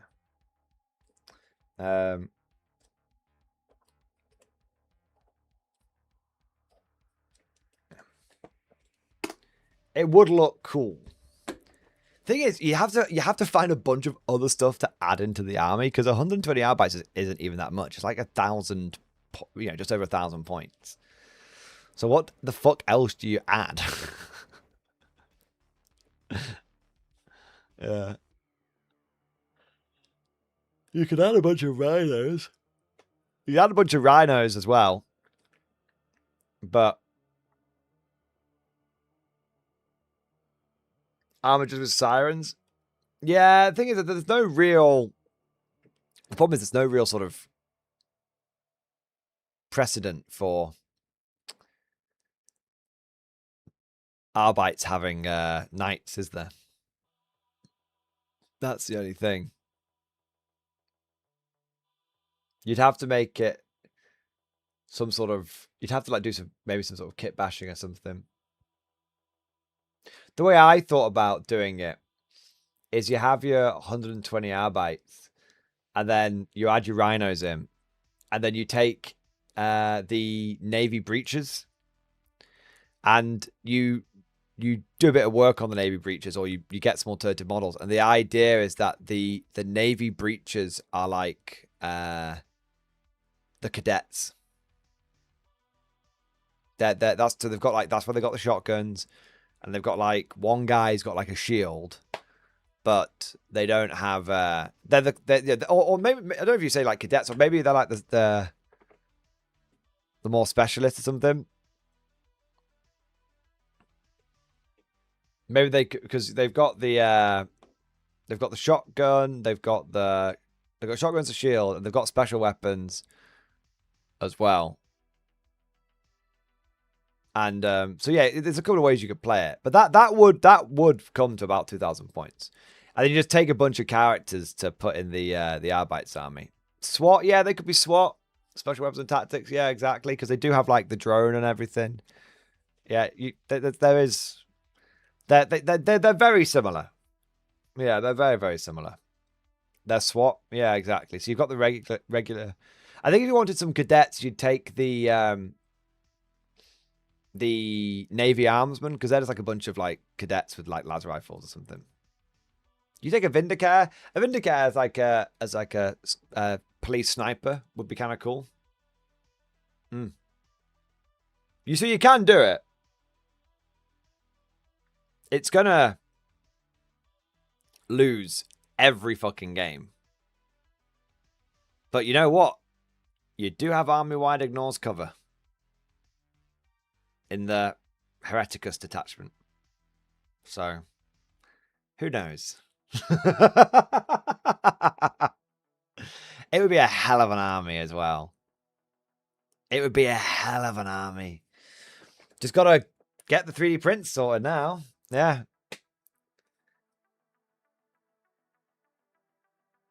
You could take the Navigator as the Mystic the police hide when they run out of leads. What is that? Is it the Mentalist? Yeah, the fucking Mentalist.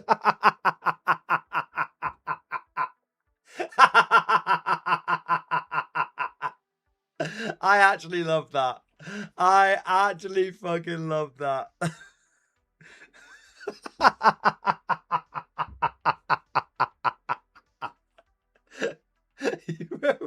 least. Yeah, that's awesome. Yeah, that's awesome, man. You know what? Should I get an out? I've been thinking new army, new edition, new army. I could go Arbites. I could probably find some like body cams off. I'm really tempted by an Arbites army. It'd be a hell of. I've always wanted one. I used to have one back in 7th edition. I even have some of the models here that I converted up for it. 1 minute.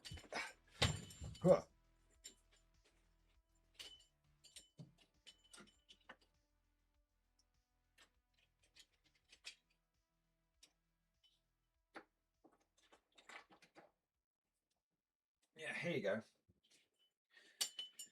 I'll show them off on the painting camera. Hopefully it'll look a little bit better. Give me a second.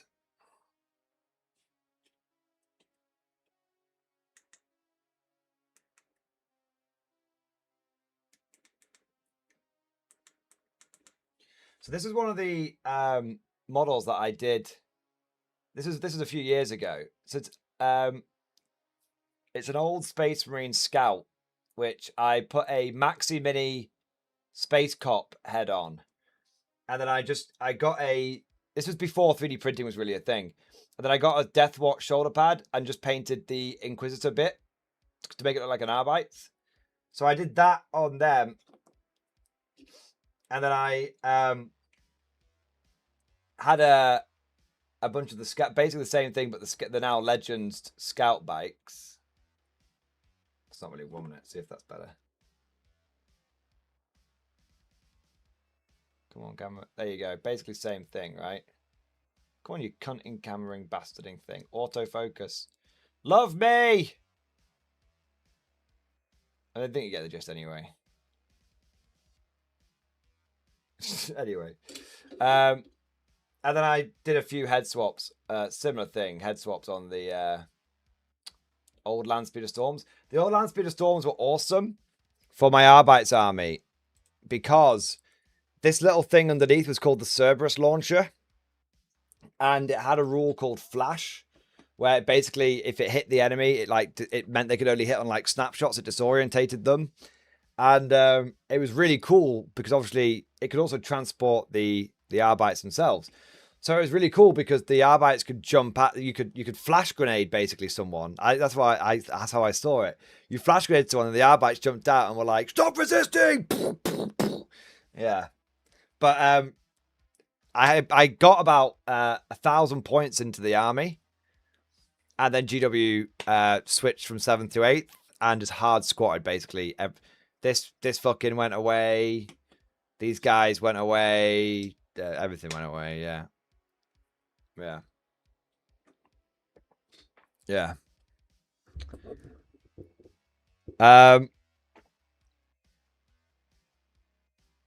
You probably get some sister battle squads and immolators as the help. I mean, the sister battle could be quite good as SWAT.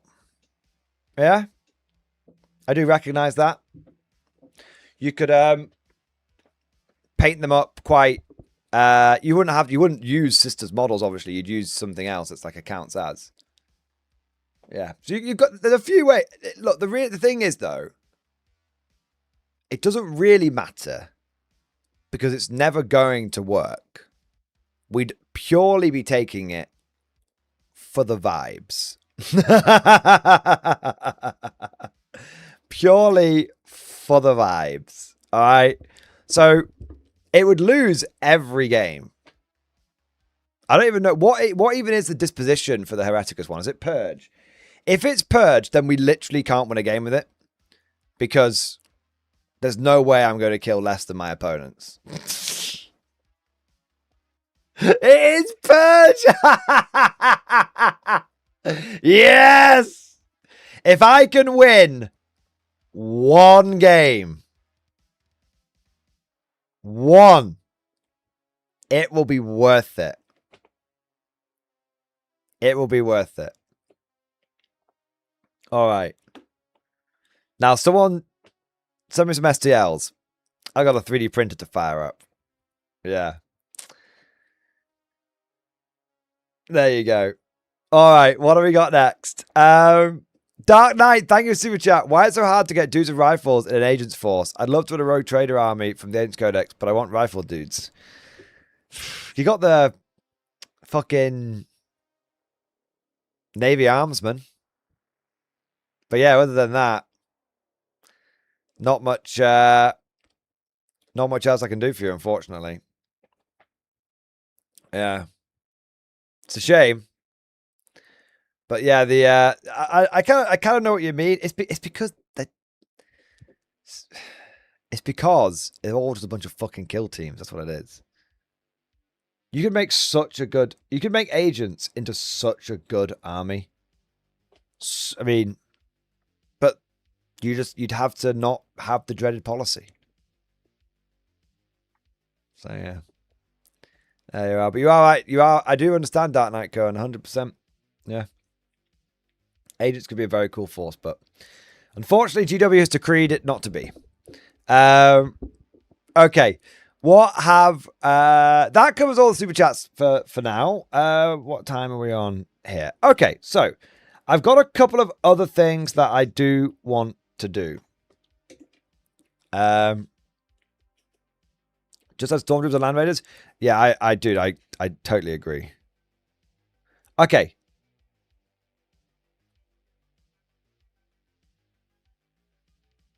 We've talked a lot about Guard today. But what about Orcs? Because I did say at the beginning of the stream that this might be the beginning of the Morkian Glory story arc. Because Games Workshop seems to have made Green Tide a legitimately good thing. Like, I'm talking 120 boys is actually legit good now. Is it Gorkian Mallory or Morkian Glory? So I'm kind of curious about going through this. You what, mate? You what? I am curious about this. So I'd love to get people's takes on it. Taking your teeth now. Orcs drift. Right, let me explain. Let me explain. Okay. Talk about the oil boxes. I will get to those after this. I got a few more things I want to cover. Okay.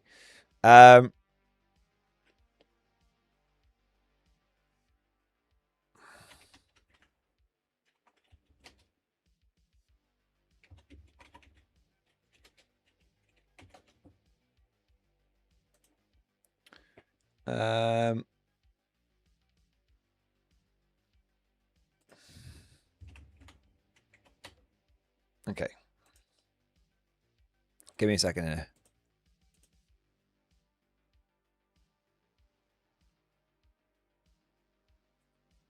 I'm being stupid. I'm being really stupid. Give me a second. So I had a stupid little brain moment. And there. Okay. Jesus Christ. All right. And then Warhammer Community. Orc Detachment. And then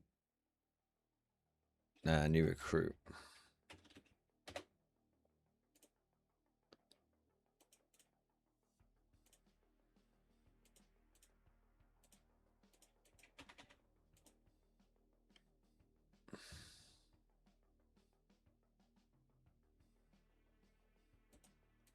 How much is it for a fucking 20-man boy unit these days? 150. That's pretty fucking reasonable. Shit, man. Okay. D-Mac, Orcs and Guard are best bros off the table. We're playing for the same reasons. I totally agree. Yeah. Nigel Hall, thank you for the super chat. Hey, Morgan, do you think they're missing an opportunity to have combined forces of like Space Marines and Imperial Guard? A little bit, but generally speaking, allies have always been very bad for the balance of the game. They've tried allies a number of times, and every time they've done it, it's basically fucked the game up. And then in 10th edition, they tried a couple of small allied attachments with Chaos Knights and Imperial Knights. They were probably a little bit overcautious with them because they weren't very good. But the problem with allies is kind of the problem that you might find in 11th edition with stacking detachments, is it kind of allows you to get the best of both worlds. You can get like cheap guard infantry for doing actions and then really smashy, great Space Marine squads for beating the piss out of people. And it sort of means that each faction covers the other's inherent weaknesses. Brew Brothers works though. Brew Brothers is so bad that nobody ever takes it. Yeah. The problem with Allies, the problem is if GW isn't careful, Allies is utterly broken. So now they're just really, really overly cautious about it to the point where now basically it's a waste of time. They can never get the middle ground right. And I don't even really blame them for that because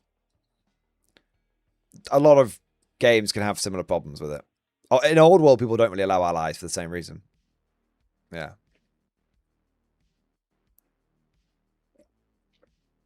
All right.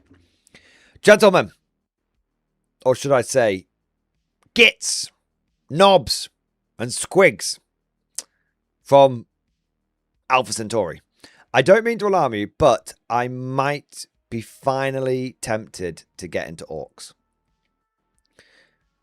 I'm going to give you all a moment to pick yourself up. If you were here from the early days, yes, I am talking about actually maybe painting the bloody eBay orcs. I once drunk bought over 200 orc infantry off eBay and didn't realize until they turned up on my door. It was pretty bad.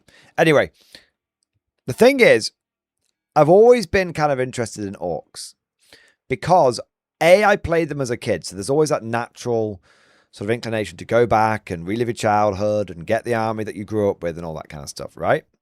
But also because I am a Horde player. Mordian Glory, home of the Horde. Something we used to say a lot more often when it was a lot more possible. But obviously I love playing Pure Infantry Guard. I've got a massive Tyranid Swarm. I run my Black Templars in the Black Tide. If I go over to Old World, I love running my Orcs and Goblins there. I love running Empire, which are kind of a Horde army as well. Bolt Action and K-47. I love my Soviets, mass hordes of conscripts. So I've always been very much a Horde player.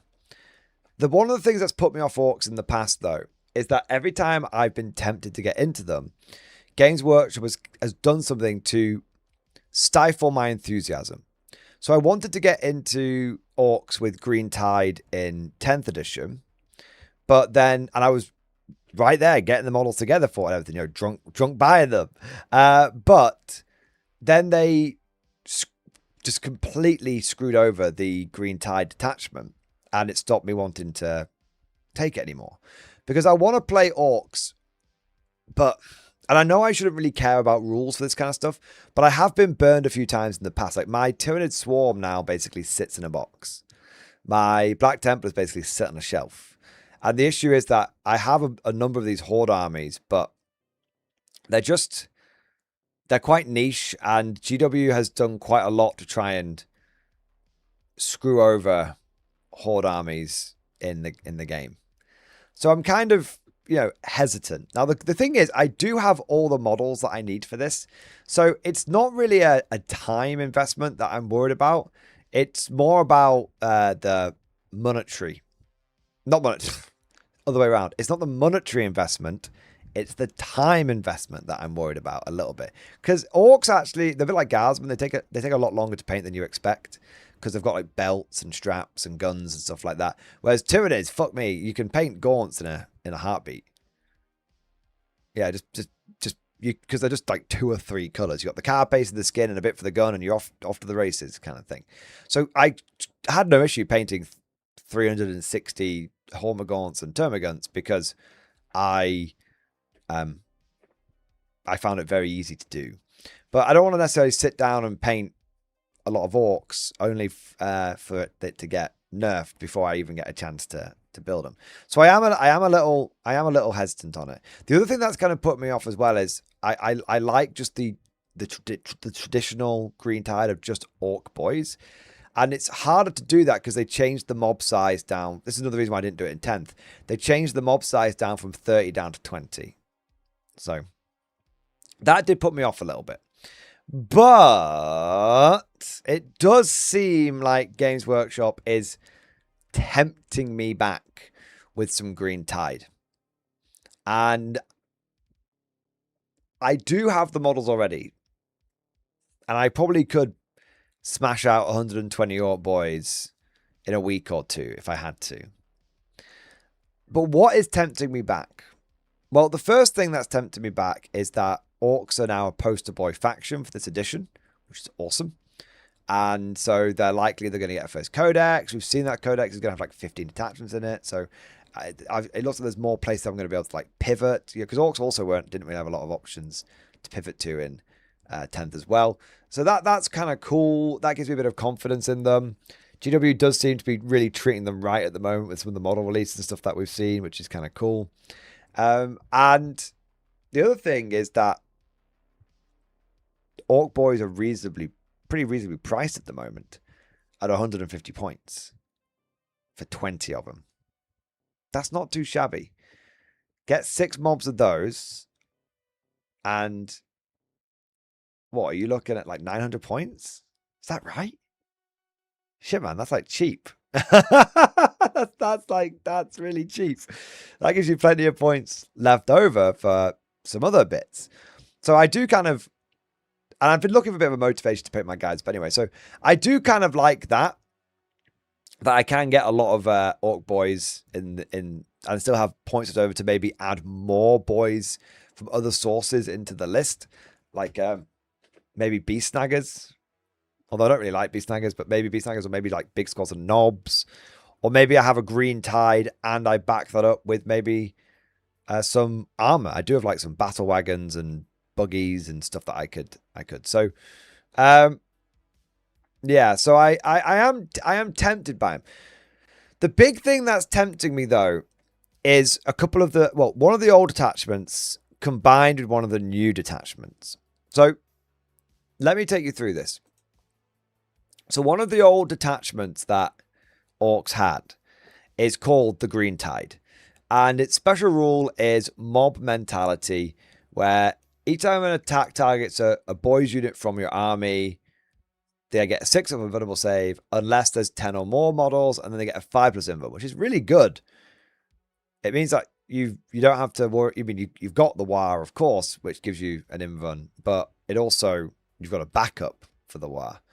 And then you've also got some of the stratagems in here as well, which, for example, you've got for 1 command point, come on, lads, return up to D3+2 destroyed models to your unit. So, and that's kind of nice, being able to, that could potentially get you do that in your command phase, that can help you avoid like a battle shock test. That could also help you get back up to having a 5 vulnerable saves. That could be really helpful as well.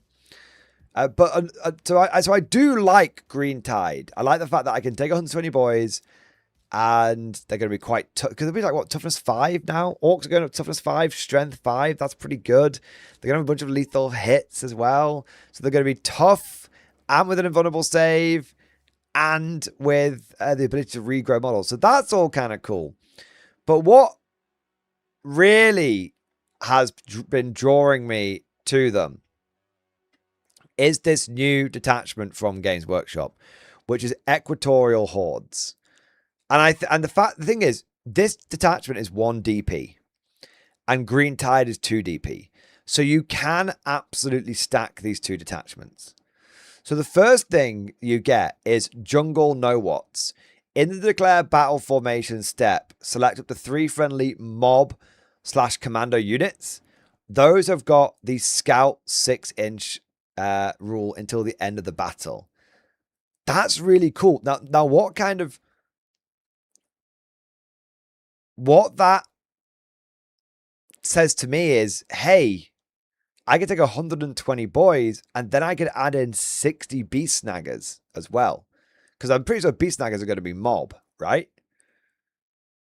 So that's going to give me, because that's going to give me 180 boys. I could take 120 and upgrade, a bunch of those guys to scout. But it kind of makes me more favorable towards things like beast snaggers if I could make them feel like they were doing something a bit better. I don't know. It just for some reason it just speaks to me. But the point about getting more infantry in there, it just kind of feels right with the beast snaggers being the ones that are like scouting forward as well. They're like the feral orcs. Like I'm thinking thematically to myself, I'm gonna have a bunch of regular orc boys, and then I'm gonna have a bunch of the feral orcs. And how I kind of see it is this is going to be like an Armageddon themed army where the feral orcs have linked up with the new arrivals, and the feral orcs like, all right, follow us, we know the way to go. And they're the ones that are they're almost like leading, they're like the Sherpas almost. They're like leading the rest of the orc boys forward, and that's why they're ahead. They're like the vanguard kind of thing. So I really like, I like that. I haven't really looked at the enhancements, but we'll go through them now.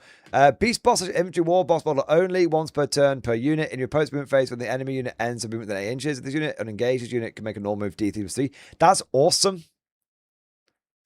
That's really good having that reactive move. And then unkillable scourge. Oh, you can get back up.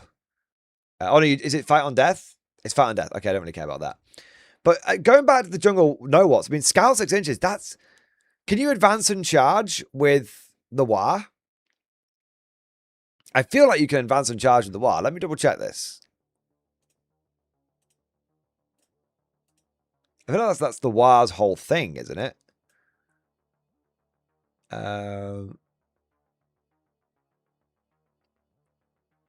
Army rule War. Okay. So units from your army that will to declare a charge at turn in which they advanced. Add one for strength and attack characteristic, its ability. Model army 5 plus vulnerable save. Okay, so that's the old War. What about the new War?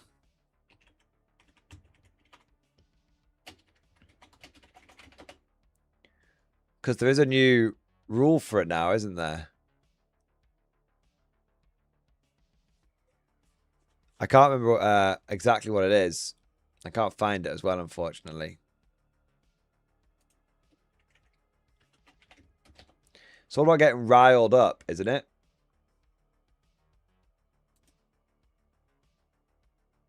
Okay, I think I've got it.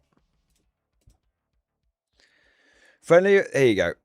Friendly orc units with the ability can reroll advance rolls, become riled up as stated in other rules. When become riled up, they get a 5+ invulnerable save. They have a range to assault, and they can advance and charge. Okay, yeah, so it's actually getting better. It's actually getting better. So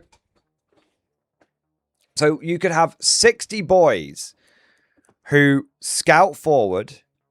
You declare the war like turn 1. 60 boys that like scout forward, and then they move.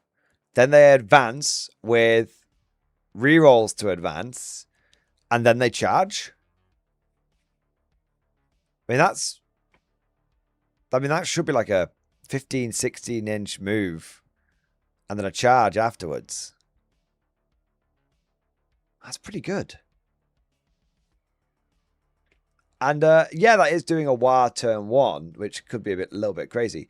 But doesn't Ghazghkull let you keep the War going for a bit? I feel like he does. I think Ghazghkull lets you get it for like two Wars, is it?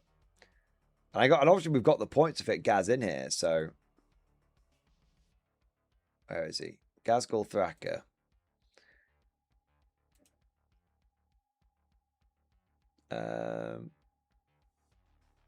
Oh, maybe he doesn't anymore. I thought Gaz got you an extra War, but I can't see it anymore. So maybe that's not the case. That's a shame.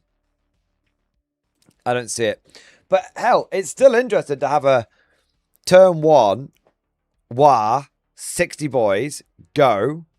Then the enemy's got 60 boys in their face that they have to deal with. And then by then turn 2, the rest of the boys have moved up as well.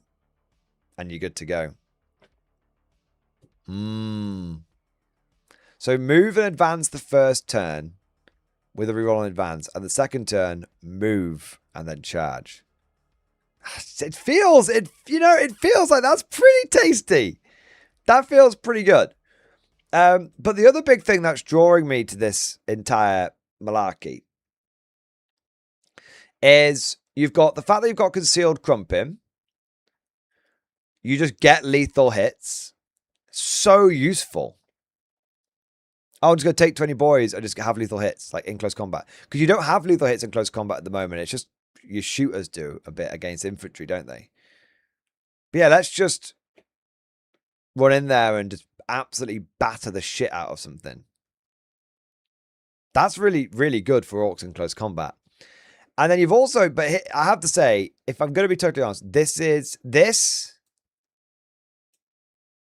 and this is kind of the main reasons I'm getting drawn to equatorial hordes. Because stragglers means that you can heal another 2d3 wounds.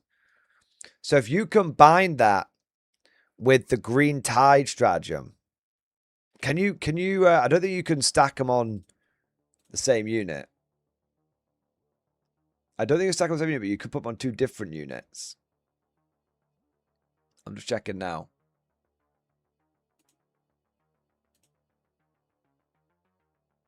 No, so you can't use 2 stratagems in the same phase on 1 unit. But one stratagem could regain D3 plus 2 models to 1 unit. And the other stratagem could regain 2d3 to another unit. So you're regaining 3d3 plus 2 destroyed orcs a turn. Like every turn. And then there's pain boys as well. Don't pain boys bring guys back as well? The pain boy gives you a 5 plus feel no pain. But I don't see him bringing anyone back.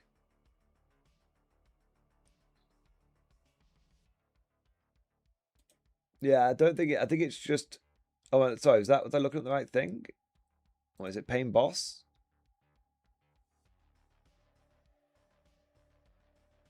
Oh no, pain boss is for beast snaggers. Yeah. So no, the pain boy, unless it's a new data sheet that I've missed. Maybe it's the new 11th edition one.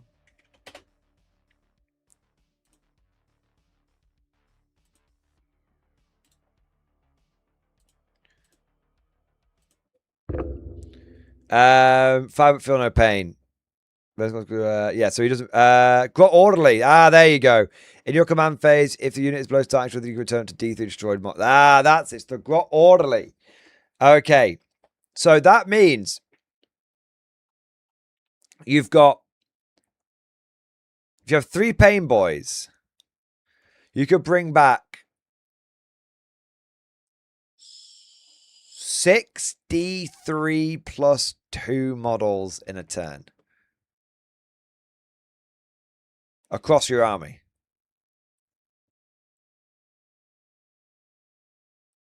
Interesting.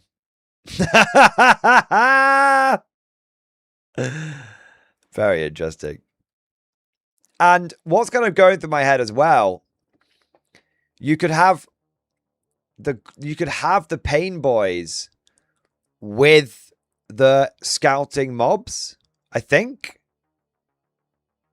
Let me look. Let me look. What do we think? Does this work? Because don't you attach the characters to the mobs at the army list stage? So if you put the pain boy in the mob in the attachment in the army stage, does that mean he then gets the scout keyword? I'm not entirely certain if that's true. Someone in chat or the comment section would have to correct me on that one, maybe. But that means you could have the pain boys go in the scouting mobs, and then that would mean that the enemy would have 60 orc boys, toughness 5, 5 plus invulnerable save, 5 at feel no pain in their faces turn 1. And potentially another 120 boys following that up. Another 60 to 120 boys following that up. If you want to lean to beast snaggers, is what I'm saying. That feels pretty legit. I'm just saying that feels pretty legit. And the thing is, I've got the Orc boy. So I tell you what I'm waiting for though. Before I fully commit to the Morkian Glory story arc, I'm gonna wait for the Codex to drop. Because, and I strongly advise anyone else who's, and this is someone who's got all the models already, but it's a time thing, right? I strongly advise anybody else to wait until the Codex drops as well. Yeah, Paolo, you're probably right. They're not going to allow that with Green Tide. Don't get too excited. Yeah, you see, I don't want to invest in a bunch of orcs and invest in a bunch of time, especially for those orcs. If I get them all painted up and then GW goes, oh yeah, this doesn't work anymore. And I'm like, oh, okay. So I'm going to wait for the Codex to drop because, which we know is coming in October, which is only, what, like 2 or 3 months away. So I'm going to wait for the Codex to drop because that way it will, even if there might be some minor changes between now and then with like balance patch stuff, maybe some major ones, but I think that will give us the best indication of whether this strategy is going to survive because there's a very, very strong chance that Green Tide doesn't survive in its current form into the Codex. It might become a 1 DP detachment and do something totally different.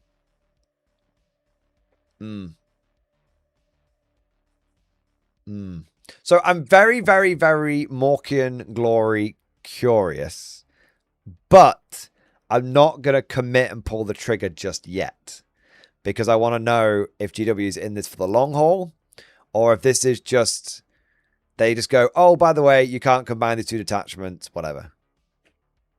I hope they do keep it though. Because some people might say, oh, but it might be a bit of a start check, a bit overwhelming.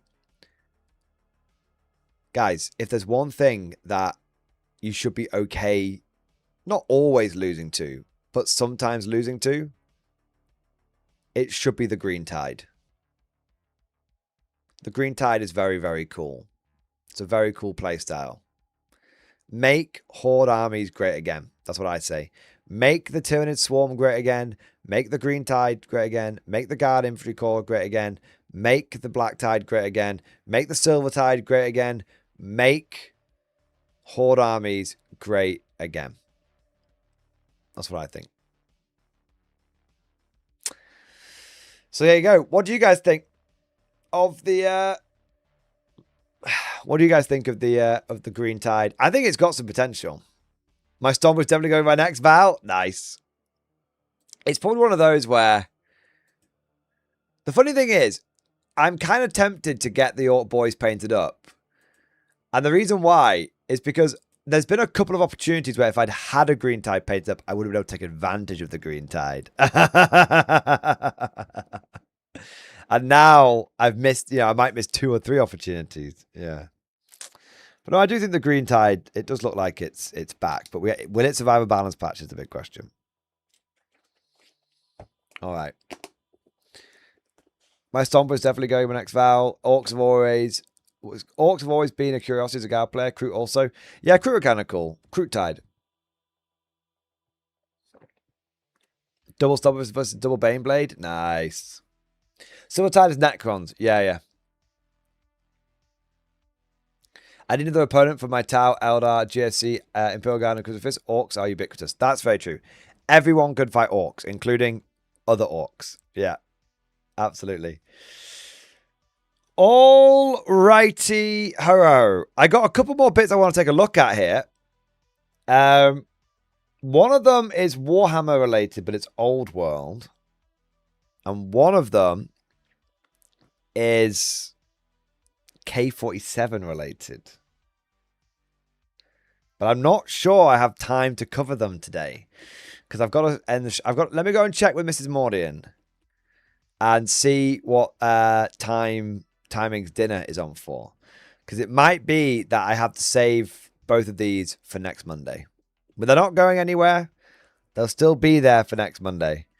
But it might have to be that we save these for next Monday. So let me just go and have a little look. I'm back in a moment.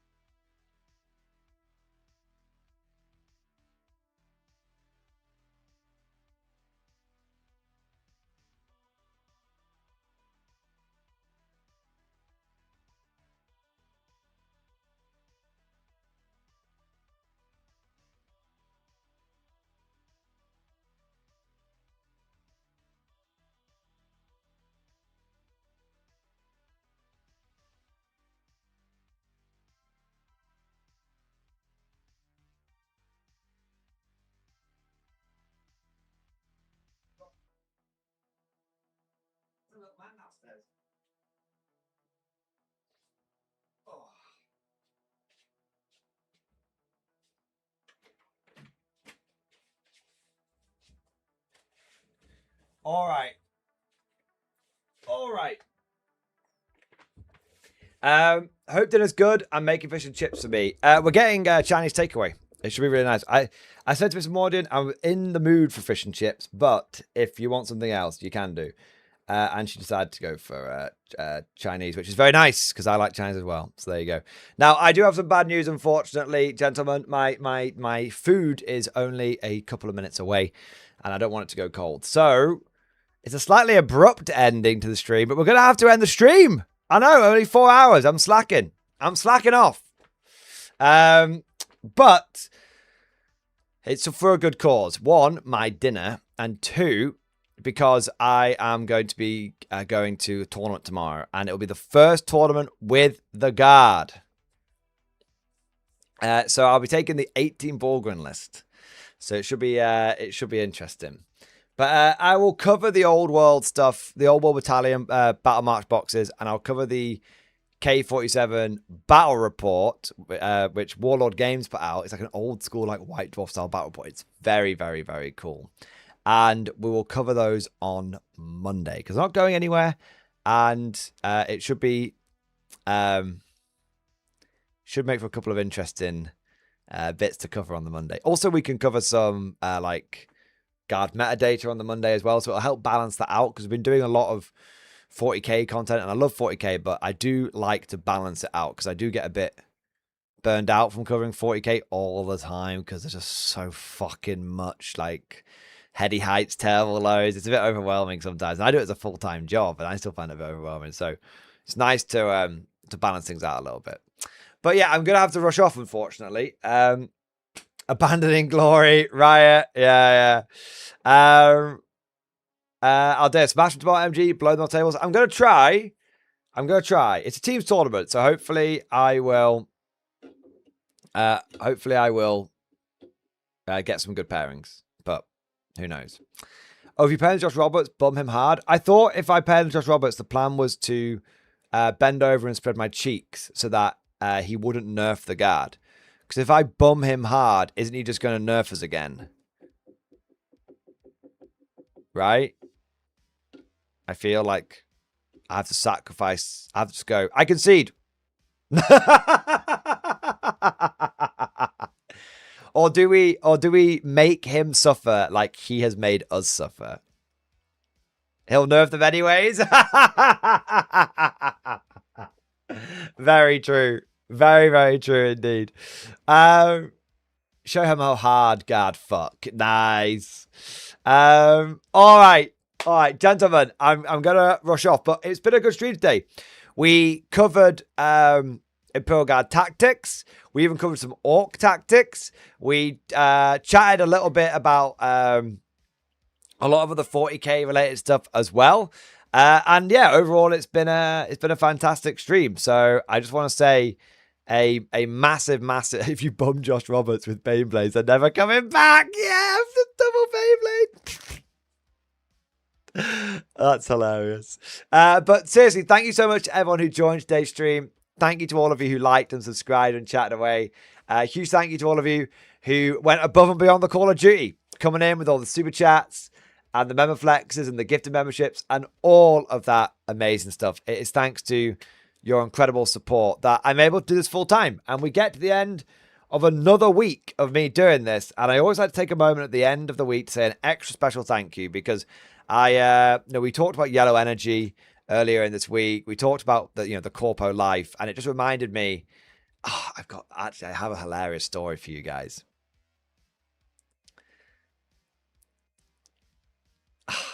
I don't have time to tell you this, but for those of you that were here for the yellow energy thing earlier this week, you know how I told you about the situation how basically the yellow energy came for me, but I was quite fortunate because I was already leaving anyway, kind of thing. Well, the funny thing is, the yellow energy person that came for me in my corpo life after that conversation, I got curious and I checked on LinkedIn. And it turns out that yellow energy person has come for a lot of other people in that company now. It's exactly what I said would happen, happened. And actually, the red energy CEO stepped down, and the yellow energy person has now become the CEO. So it's exactly what I said was going to happen. So yeah, how interesting. How interesting indeed. So the reason I mentioned this is because that conversation that we had earlier in the week got me really, like, it really reminded me of how much I love doing this. I love doing streaming. I love streaming to you guys. I love my community. I think I'm not saying this to wank you guys off. I genuinely think we have the best community here. You're all absolute crazy degenerate bastards, but you're all a ton of fun to stream to. You're a ton of fun to interact with. You're absolutely fantastic. You're incredibly generous as well, which I really, really fucking appreciate. So I just want to say just a huge thank you to every single one of you for allowing me to do this, because it is you guys that allow it. And I want to say just thank you very much from the bottom of the heart. All right. And with all of that said, let's wrap this bad boy up. I hope you enjoyed today's stream. Thank you for watching. And of course, as always, I'll see you guys next time.